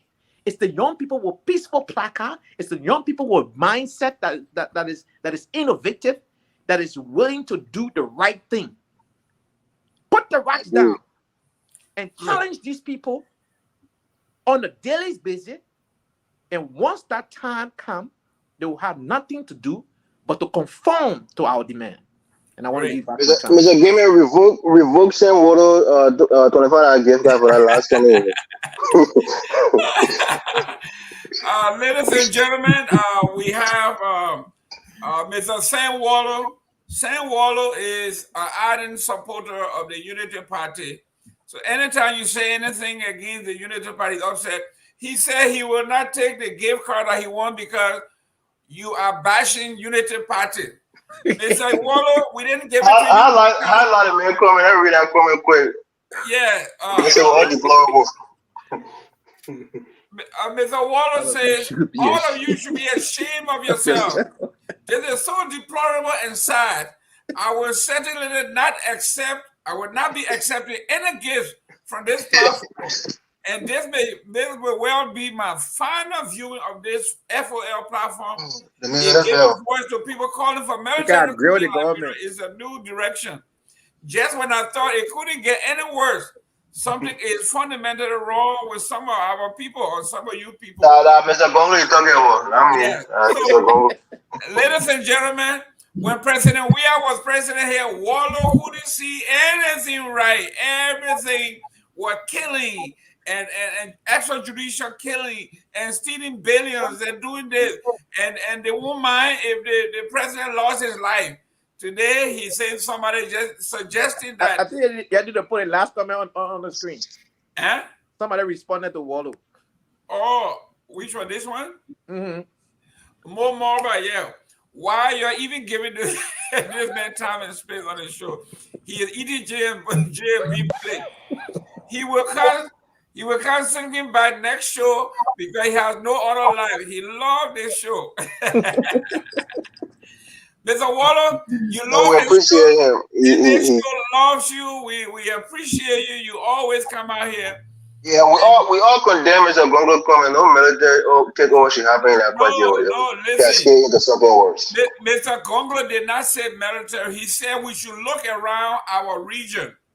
He said don't go watching the memo. Let him say they're cool in Guinea. They're cool in Mali. They're cool in Liberia. Is not an exception. If you don't do right by the people. The people. The man was saying that military dictators have done well in the region. So maybe Liberia taking military taking do well for the country. That's what he said. And I don't think that's a good. Let me say this, Jerome. There is no way anybody should advocate for us to go back to the dark days of a military government. There are a lot of evil things that come out of the military government. Some of you may have forgotten the infamous Decree 88. You couldn't even come on the air to say anything about the government. Decree 88 was about even rumor. So we're not advocating for going back to the dark days. I think Liberia has proven to be a flourishing democracy. We've had peaceful turnover of powers from Ellen Johnson to George Weah, and from George Weah to Joseph Boakai. I think our people now are maturing to the point where if you come to the mansion and you don't do what you're supposed to do, they understand what to do now. They know how to exercise their freedom to remove you without the use of violence or guns. So nobody should advocate any kind of coup d'etat here. Whatever is happening in Mali or wherever, that's their thing. We will vote you out if you come into office. I mean, our people are showing it. Look at the legislature. The return rate into the legislature is less than 10%. They vote them out because after their first term, the people realize who they are. They vote them out. So I think our people are maturing enough. They know they have a choice. So nobody's going to, nobody is advocating for military democracy. I mean, militarism here. No, I think look, people here Mr. Gimman. Mr. just try to Gimman, make a point. 10 seconds. Yes, 10 go ahead. seconds. Look, Mr. Nangwe Yes. and Mr. Morris. I don't know when. So it's not about advocating for coup or for war, but we should not go back to the dark days of military rule, but we should remain in the darker days of democracy. In Liberia, it's worse right now in Liberia than it was under the military government. No way. How can you say that, Mr. You Tawo? didn't live at that time. Man, you didn't live at that time. People were being killed. You just said people were being beheaded. People were scared of to be killed, to be mono. And you see it happening in Liberia right now? No way. Morris, you think But the school survivability was much better than what you try to wait to versus the entire society completely in deplorable condition. So look at what happened. Look, I think Mr. Eastman will disagree, and maybe Mr. Namo will disagree with that. Listen, just make my point. Yeah. We are not going to agree to stay in the darker days of democracy just because we say we're having free and fair election. What does that mean? You voted all of the people out in the first term or second term on Ellen. What happened in on the same Ellen second term when the other group came there? They changed. So it's not about just voting people out. It's about the structure that in place must be torn completely down. And for that to happen, democracy is always better than dictatorship. 100%. Okay. Change. I think it is, Mr. Tawo. Let me come in. Mr. Eastman, let hear what Mr. Eastman got to say, please. Mr. Tawo. Right now. Mr. Tawo. Jimmy Eastman, guys. 1 second, Mr. Namo, Mr. Eastman, time, please. Yeah, Okay. Mr. Tawo has Evans a is point. lying on me. But So I like you say you were military. Go ahead, Mr. Eastman. Yeah, Mr. Tawo has a point. But I tried to talk about this thing last week. We thinking it's the infrastructure. You talk about tearing down. We thinking it's the system. It is not the infrastructure. It's not the system. It's the culture.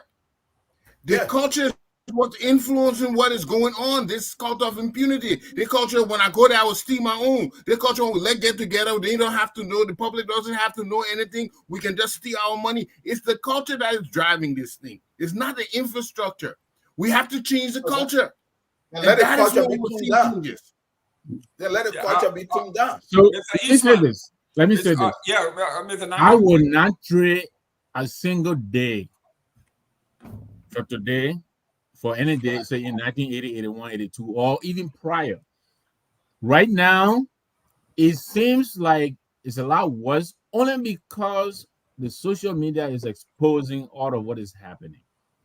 But in relative terms, we're in better days than we were prior to 1980 and also during all of the 1980 days. Mr. Nambe, will you say that if you're not in America? No, even in Liberia. I was in Liberia. In America, will you be saying that? Not too long ago. Well, let me say this, Jimmy. Mr. Nambe, I think let me say this. Listen, Liberia, I think because we are enjoying some of the rights that we're enjoying now, we're taking them for granted. I am telling you, the freedom that you enjoy today, the freedom to get on this radio now and express your dissent against a sitting government, you wouldn't dare do this. And so in that way, I still maintain we are in better days. Is the system better than what we had? No, the corruption is still there. But I'm talking in terms of our body politics, the right to move freely, the right to seek an office. You have a Yega Koluba in the legislature. That never would have happened prior to 1980. Never. So if you take a comparison those days to what we have now, I still maintain we're in better days. Is the governance structure, is our system better today? No. And this is why we're pressing to do better. But I would not advocate for a military removal of what we have today. I wouldn't. All right. So let me say this. When I listen to Mr. Nangwe, I'm reminded of those who argue that we have better education system because one Liberian student went to Ghana and he tapped the Ghanaian school system. So you see, We got good school system, you know. So you take a single element of a rotten group because that one perform well, well, our system is better than Ghanaian. That's the kind of argument you're making here, you know. But I'm not surprised that you're making that argument because we are all product of this failed system, you know, and because we Liberians, I compare Liberians to a woman in a very abusive relationship, and even if the good person comes and say, I love you, I can do this, you don't believe it because all you know is this man who beat you every night or every day, curse at you, and very mean to you. That's all you know through all your life. That's all you know. And this is a typical reflection of how Liberian society is. Now to my point, Elvis, I don't shy away from my view here. You know, on our constitution in Article 15, we have right to, you know, free speech, to hold opinion, be academic freedom. We have that. And that's what I'm exercising on this platform, right? You can characterize it the way ever you want. What I have said, and I'm going to repeat myself as we close this show, that what democracy has brought is increased poor health, increased bad education, increased corruption, increased crime, and everything that you think should work the opposite. All our indicators are under the water in the democratic system.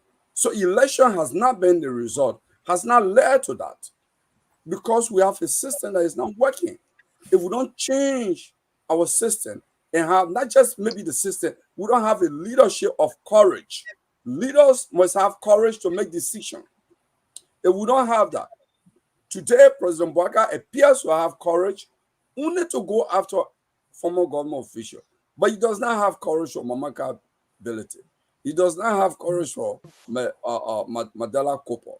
He does not have courage for the public works minister. He does not have courage for the national port manager. He does not have courage for LPRC, who entered into agreement without the legislature, who went to loan, who brought in a Ghanaian company. He does not have courage for many other things to do, right? The list is too long. I can't even name it. He does not have even the courage to honor the Supreme Court opinion. When Supreme Court said, do not proceed with appointment at LTA, it's okay, I agree.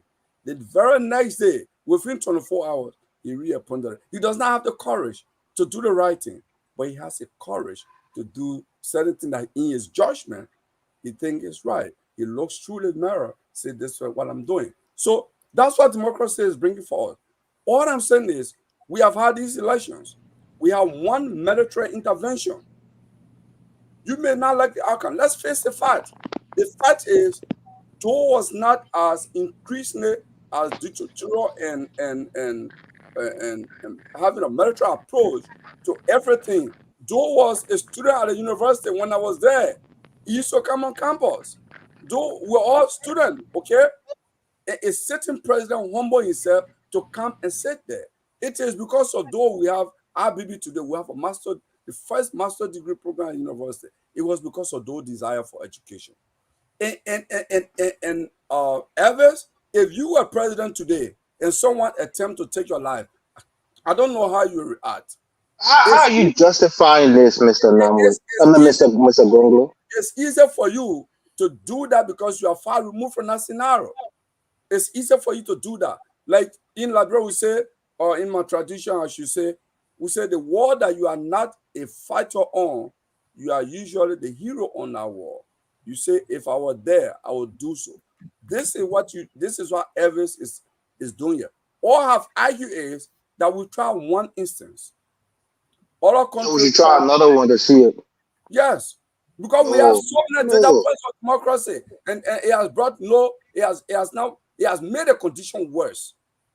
All the things that led to the military coup, all the things that led to the civil war, they are happening in their worst form today. Show me a successful military takeover that's happening right now in this war. Rwanda. No, Rwanda is a presidency. He been elected president. No. Military takeover. It's a Ladies military and, takeover. He ladies just and transformed gentlemen, himself. ladies and He just gentlemen, transformed ladies and himself to a gentlemen, civilian Burkina rule. Faso is successful. ladies and That's it. gentlemen, So why would you say, we, you know, Rwanda? listen, Rwanda, what they have, they choose who can run against the president. Rwanda, I don't know whether you've been to Kigali. As soon as you enter, your telephone number is registered. They monitor everything. In fact, in Rwanda, the police, according to students, I'm helping some of them. You ever should just go to the police station, you lodge your complaint, the police can only pick up phone and call the person. They will go to the police station. Police does not go to the Bureau House because they are so ruthless to the extent that if you stay away from police call, you don't know the reaction, you regret it. So people So that's a good thing in your mind. That's a good thing to have. The society is working. So what I'm saying to you is, but what is the difference today of that? It's the fastest growing economy in Africa. They are the most organized, the most cleanest city in Africa and probably in the world. Probably cleaner than It justifies the means to governmental oppression of the people as long as you have economic development. ladies and gentlemen, Let me say this to my brother. one minute, please. Let's hold on here. Mr. Eastman, can you please put up our star for next week? We are going to be honoring and paying tribute to Dennis John next week, guys. Next Sunday, our next show, the first portion of our show will be dedicated to knowing who this one man is, Dennis John. We have seen him. He has interviewed us. We have interviewed him, but we don't know who he is. We're going to dig a little deeper. We're going to find out where he hails from, how he got here. Come here with the idea of this distinction to have a platform that caters to all Liberians. I have accused him of being underground. So I tell you what, CPP man. Then someone said he slipped from there. He went to Joseph Boakai. One place he had never been was CDC, so I know that. So we are going to be dedicating the first part of our show next week to interviewing and knowing who this man is. We're going to find out where he was born, who his parents are, how he became such a great parent. And I heard he's very brilliant, smart guy. So it's something in the water in the Southeast. These people are very smart folks. We're going to find out. So next week, gentlemen, ladies, tune in. Let's go face to face with Mr. Dennis Jah. And after Mr. Dennis Jah, our next show, Mr. Eastman, can you put on Mr. Kwiwakwa? Okay. So this is our anniversary month. We are profiling everybody every week, one person, and we're going to be talking to that person. Today, we dedicated a show. This is Mr. Anthony Kwiwakwa. Mr. Kwiwakwa is a politician. He's a humanitarian. He worked in the Ellen Johnson Sirleaf government. He worked in the Joe Weah government. I think he was deputy minister at one of the ministries. He ran for office the last time around. There was a huge problem in Nima County. We're going to talk to him the third Sunday. This coming Sunday will be Dennis Jah. The next Sunday will be Mr. Kwiwakwa. And we're going to find out what he's made of, what he has done since he's been in the United States, what he intends to do, and what the future holds for the Kwiwakwa clan. Thank you very much. Mr. Eastman, can you take that down, please? So next week, guys, tune in for Mr. Dennis Jah, and the week after that will be Mr. Kwiwakwa. And then our finale, the final week, the last week in September, our finale, we are going to pick somebody randomly from our show here, and we're going to profile that person. We're going to find out who that person is. I'm not saying Jimmy Eastman. I'm not saying Mr. Nangbe. I'm not saying the young man Elvis. No, don't pick me. We are not saying Mr. Elvis. We're not saying Mr. Tao. We are not saying Mr. Gonglo. We may want to know Mr. Gonglo. Where all this military thing come from. So, ladies and gentlemen, we have gone 10 minutes after our time. Why is he so reactionary? No, Mr. Gonglo, I mean, that's a terrible history, especially the stain that it put on certain groups of people. We don't want that again. Our time here. Let's go to our closing. Mr. Gonglo, we begin with you. Your closing on the issues. You were not here when we paid tribute to Mr. Edward Doe, one of our fallen heroes, the founder of On Point. died suddenly 2021. We just paid tribute to him, spoke to his wife, and it looks like God is blessing the family. She's continuing. Your closing argument. Send you from the closing argument, sir. Yeah, thank you. I read a little. I read a little short story about him. He was a mathematician, as I understand. True, correct? Yes. Yeah, he studied mathematics. I'm a mathematician myself. I studied both mathematics and statistics, so I'm a quantitative guy. So, but beyond that, it's a sad thing whenever someone loses his life, when somebody passes on to the great beyond. It's sad because one never want to be alive. Even your parents are in it, maybe 100 years old. You still feel sad whenever they pass out. So, um, my hearts go out to the family, and I hope they will take solace in the fact that this is a situation that no one has control over. God can say, "Hey, tomorrow morning," and that's it. So that's how much. But I also feel proud and energized that I'm ready to actually debate my opinion and to talk about all things Liberia, because I think our country is on a death row.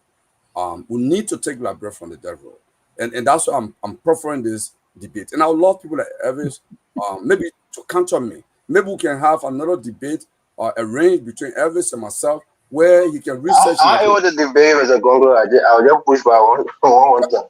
We can look at the economic history of where military leaders have been in Africa and other parts of the world, and compare it with the economic history, the performance of the economy under democratically elected government, probably in Liberia. Saying we're talking about Liberia, we can look at Rawlings' record in Ghana. We can look at Abraham Bamangida record. We can look at Murtala Mohammed. How the economy perform under them. We can look at Paul Kagame because he's a military man. He's just wearing civilian clothes. Okay, we can look at that, and that's what I think we should debate. And I'm prepared for that, Elvis. So you are passionate about this. I am. Thank you. It's a towel. Yes, I'm glad to be here, and Mr. Gibman, I personally would thank you for giving me the opportunity to be part of this panel, because you were the one that I reached out to. I didn't know Mr. Doe, but now that I got to know, we're grateful to continue his legacy, and we continue to offer prayer and hope to his family, because the lady seemed to be very strong, that she was able to carry on to get her kids to where they are now, and that she continue to find the strength and wisdom to keep on pushing. But when it comes to the thing about country, there is something that is in the minds of the Africans, and you find this in the minds of people who have been dehumanized, who have been read the book of Dr. Amos Wilson, The Falsification of the African Consciousness. He was a psychologist, and look at his work, blueprint for Black Power. Read some of those books. Read Fanon's book, Black Skin, White Face of Mask, or some is. What happened to these people? And read Dr. Yusuf Ben Yakana work. Is that we think to associate this term violence, because when you look at everybody that is in power, they are not afraid of violence. How is the U.S. ruthlessly ruling the world? Ruthlessly. Yeah. How is China rising when you see the tension? Yeah, when you see the tension so when they mention violence, they don't put it in context, because they have taught us, because the people who oppress us want us to be afraid of that when we hear violence, run from it. So you know why? The phrase, if you're a Christian, turn the other cheek. Then somebody asked her one time, they said, but wait, why is it that the Western guys never turn the other cheek? Then somebody said, because they're doing the slapping. Killing, and to be prepared to die. These are the two things that if it is missing from this consciousness of a people, they're forever enslaved, to die and to kill. There is nothing wrong with it.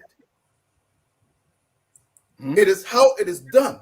So what we are saying here is we shouldn't just be proud that we have some election, that we vote them out after the second term. Yeah, you voted them out during Ellen. What happened? So, Mr. Eastman, when nobody is advocating, say go ahead and fight, but we are looking at this stuff from this broader context. You say it is the culture.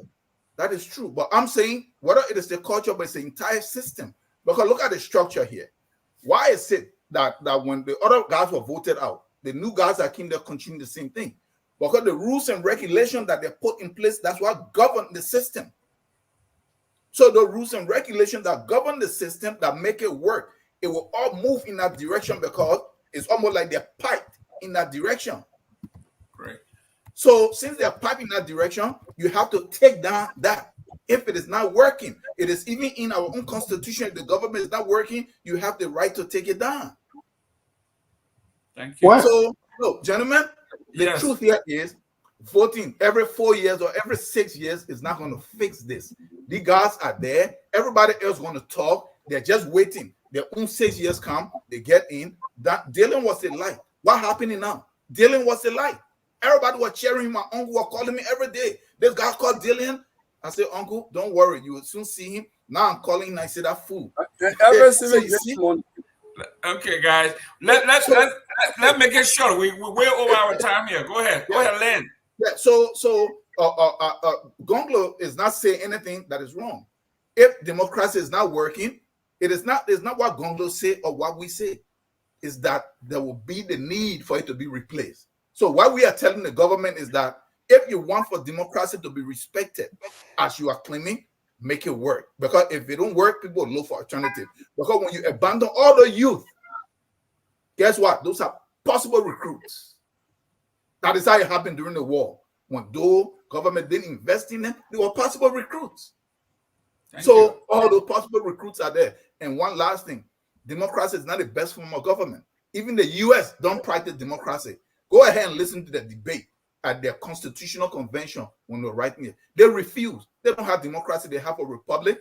And guess what? It is not no one man, no vote. It's even a crook system where there is an electoral college deciding. So you could get 60 million votes. Some crook guys will say the college is what deciding who wins. Go and look at it. Thank you. Mr. Namwe. Thank you very much, gentlemen. No lady again. But congratulations to FOL. I think 5 years and going forward, and of course, to Mr. Doe and others who started the journey. So let me end this with this to my brother Gonglo Kliwo. I'll say it again. I will not trade a day today for a day prior to the democratic elections of 1997. He talked about, what the military has done on the continent. Let him bring forth the records and let's put that against what the democracies have done around the world. I think his problem is his assessment of what the military has done versus what democracies have done on the continent is only an assessment of democracies on the continent. So Yeah, but what we're we talking about have, the continent. what we have on the continent, it leaves a lot to be desired. I get that. But look at other countries or look at other democracies around the world. I'm not going back to those days where I had to always look over my shoulder to see who's coming to stand under my window at night, who's coming to take me to jail simply because I'm expressing my right to express my disgust with the misrule of a government. Is that what he's telling me to go back to? Never. Never. I said again, we're in better days. This current democracy that we're enjoying is better than the autocratic regime of the military government, where the constitution was suspended, where they were ruling by decrees. You couldn't go and protest in the street. You couldn't even say a word on the radio without being called in for questioning or being taken in at night. Is that what we should go back to? What Kagame is doing in Rwanda is a mix of democracy and the military regime. Go next door to Ghana. Yes, Rolling brought in but look at the democracy that's flourishing in Ghana. See what they've done there. So you can't tell me that democracies have done better for the continent than, military regimes have done better for the continent. No, I'm embarrassed that he's saying that. I wish you were here to tell him that. His own brother will come here and tell him he needs to take that back. He needs to take it back, because these are the kind of expressions and utterances that will encourage and embolden these fools who carry guns all over the place to come here and make a coup. We don't want no more coups in Liberia. No, we've had enough. Thank you. Thank you. Mr. Morris? Look, Mr. Gaiman, let me tell you something. Democracy is only a process by which we pick those who will govern us. Democracy itself is not the way we govern. When you pick somebody using the process of democracy, the way they govern is on their capabilities, their sensitivities. So I am a Democrat, a true Democrat. I believe in the democratic tendencies. I believe in the freedom that democracy affords our people, and the freedom of expression to express themselves through voting. I'm a strong proponent of democracy. Dictatorships, by its very nature, it is something that one person dictates and everybody else must follow. It has never worked for any society. It always breeds contempt, always breeds resistance, and most often it leads to oppression and repression of that nation. We will never advocate for anybody having a military rule or some kind of, quote unquote, benevolent, dictator. It's never a good thing. And somebody who I hold in high esteem, like Mr. Gonglo, to come and say that, and even justifying, somebody like a Samuel Doe, who in full disclosure is my own kinsman, but I think he did terrible things and caused irreparable damage to our people, especially the Crown ethnic group. And you heard many people, especially that of the people of Nima County. So to hear Mr. Gonglo saying that this was better times than we have today, and somebody said, will he be saying this if you're in Liberia? I don't think so. Because the reality is, people in Liberia may not have the economic freedom or the economic prowess, but they have the freedom, to choose. They have the freedom of life to move around freely, the freedom to criticize. Those are things that we've been yearning for. Those are things that somebody like Mr. Namdo fought for. Things like, the other progressive that they fought for, and we have it today. Yes, the people who we pick to govern us are not as effective as we wish. They're not, bringing us economic prosperity, like we hope for. But the reality is, the process of picking our leaders through a democratic, process is always good. It's always the best way. Somebody taking power by force and holding on to it and giving decrees and giving dictates is never the best way for us. So please, Mr. Gonglo, reconsider. Talk to your brother and talk to your sister. I'm sure they will disagree with you. We can try to perfect our governance and make it more effective, but the process by which we choose our leaders should always be democratic. That's my take on it. Thank you. Yeah. Our ultimate diplomat, Mr. Eastman. I want to quote Winston Churchill a little bit. He said, "No one pretends that democracy is perfect or all wise. Indeed, it has been said that democracy is the worst form of government, except for all those other ones we have been trying from time to time." Look, I will be talking this thing from now to Judgment Day. We have to do a root cause analysis if we're going to. We all agreed to come to some rules, whether this is the whole thing about a system of policy. We said, these are the rules we will follow. But if we don't respect the rules that we will follow, what do we expect will happen? We said everybody must declare their assets. That's part of the Constitution. And 75% of the people have not done it. That's just the tip of the iceberg. How about all those other things they're doing in there? giving themselves fabulous salary, gas allowance, housing allowance. Why people can't even find a bench, a chair in school to go to, or medicine, and endorsing themselves with all these luxuries. We don't follow the rules we agreed to. So no system will work if you're not following the rules you agreed to. There will not be a system that works. Now, why dictatorships appear more successful? Because you are forced to follow certain rules. You have military degrees, whatnot. You are forced to follow certain rules. That is why they appear successful. But I want to tell you, we come from an era, our Namibia was part of it. We come from an era where Liberian students like Alaric Tokpa and the Eight, they stood up to a military junta and said, "You'll kill us." They were not afraid. They said, "You'll kill us." Everybody thought those guys would have been executed, and they were not. We are not cowards, but we have wisdom now, and we know the way forward is to agree to the principles you decided to live upon with. That's the only way forward. Any other way, then you have to be beaten. You have to be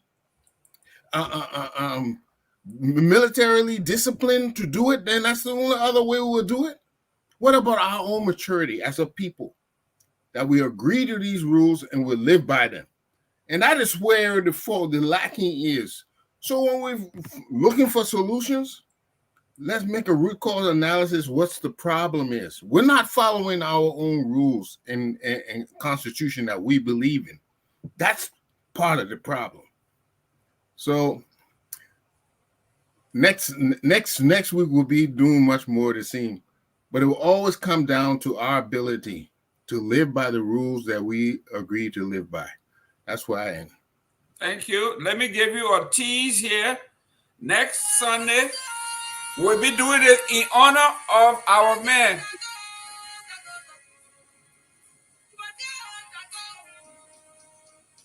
Is that your man singing? This is a teaser. We'll be honoring the Grebo people next Sunday. Dennis Ya, Tato. Hello. So, ladies and gentlemen, next Saturday we'll be honoring the Grebo chief himself. Mr. Dennis Ja will be interviewing him to see what is it that make him tick. Everybody wants to have their own show. Everybody want to do their own thing. Jerome, I don't think we should honor this man until his mission is accomplished to become superintendent of Sando County. That's his mission. Well, that one there, you gotta go talk to JMB. Ladies and gentlemen, this is a passage from Brooks. And this is something that will be part of my memoir. I'm writing a book. I have met 6 presidents. My first was when I was vice president for EULA, President Jawara. In 1990, we went to the Peace Accord.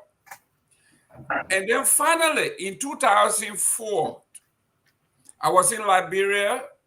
I was sent by the State Department to talk to Jack Klein. And I asked Jack Klein a particular question. I said, do you think that our country will ever be right? And this Brooke, whether it's Hoxton Brooke, whether it's a man or woman, please, I will just call you Brooke. C. Brooks. Houston Brooks is a man. He's in the Army. Okay. I think in Hawaii. We know him well. Houston Brooks, this is exactly what Jack Klein told me. He said, Mr. Gaiman, I'm a retired Air Force general. He said, Liberia is a failed American experiment. It is so bad. He says, we are now looking at between 2030 and 2065. He says, that generation will die out. Your generation will die out. He said, but we are looking at your children. that age group, that second generation, these are professionally trained people from the new world. They are highly professional. They are trained in the West. They will be sufficiently well ready to run this country. They will not need to take what don't belong to them. I sat back in my chair. He said, I am telling you, if you depend on the aliens of the world to straighten this, it's not going to happen. And if we depend on your generation to make it happen, it will not happen. He said, but your children and your children's children. So the Liberia that you and I want to see, and Mr. Brooks said it is not in our lifetime. The democracy that we foresee will be in full effect 2060. But Jerome, I don't know when you had this conversation, but quickly, that prediction, the problem has been exacerbated by the use of drugs and just the breaking down of the fabric of our society. This is what bothers a lot of us, because the young people who are supposed to take over from us, there is a gap that's being created right now. And of course, we are in a worse shape than we were at the time. That's why it is a time for us to invest in the real infrastructure, which is education, social services. It is not a gap between us and these people. It's a gulf. I mean, it is so big. So you have two generations that lack formal education. When you and I were in school, we did hygiene, we did ethics, we did all of these things. These kids didn't even hear about those things. So, ladies and gentlemen, thank you very much for tuning in.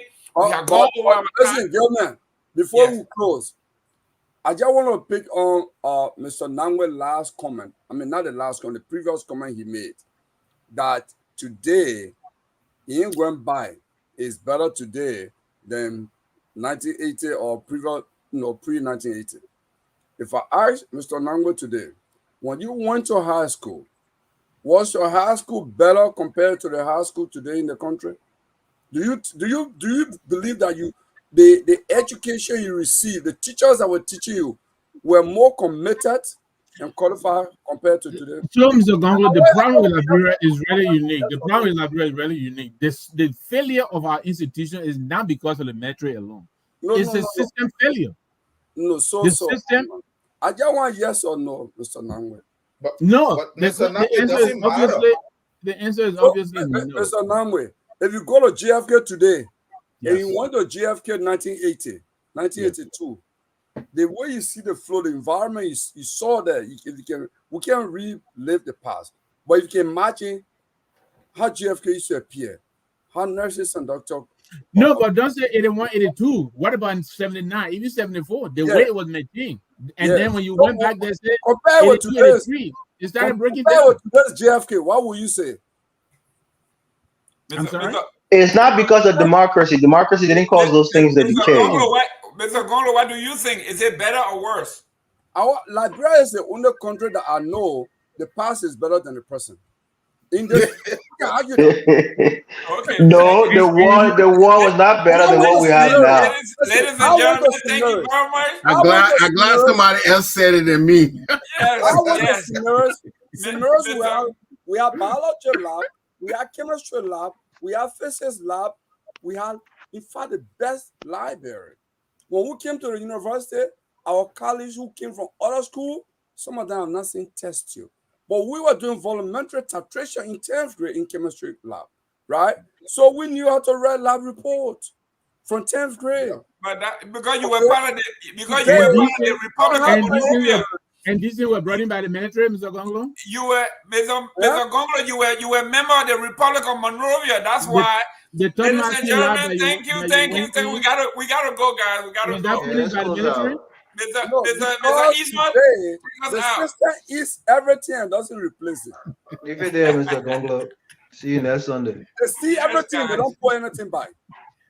That's my argument. Thank you, Mr. Gonglo.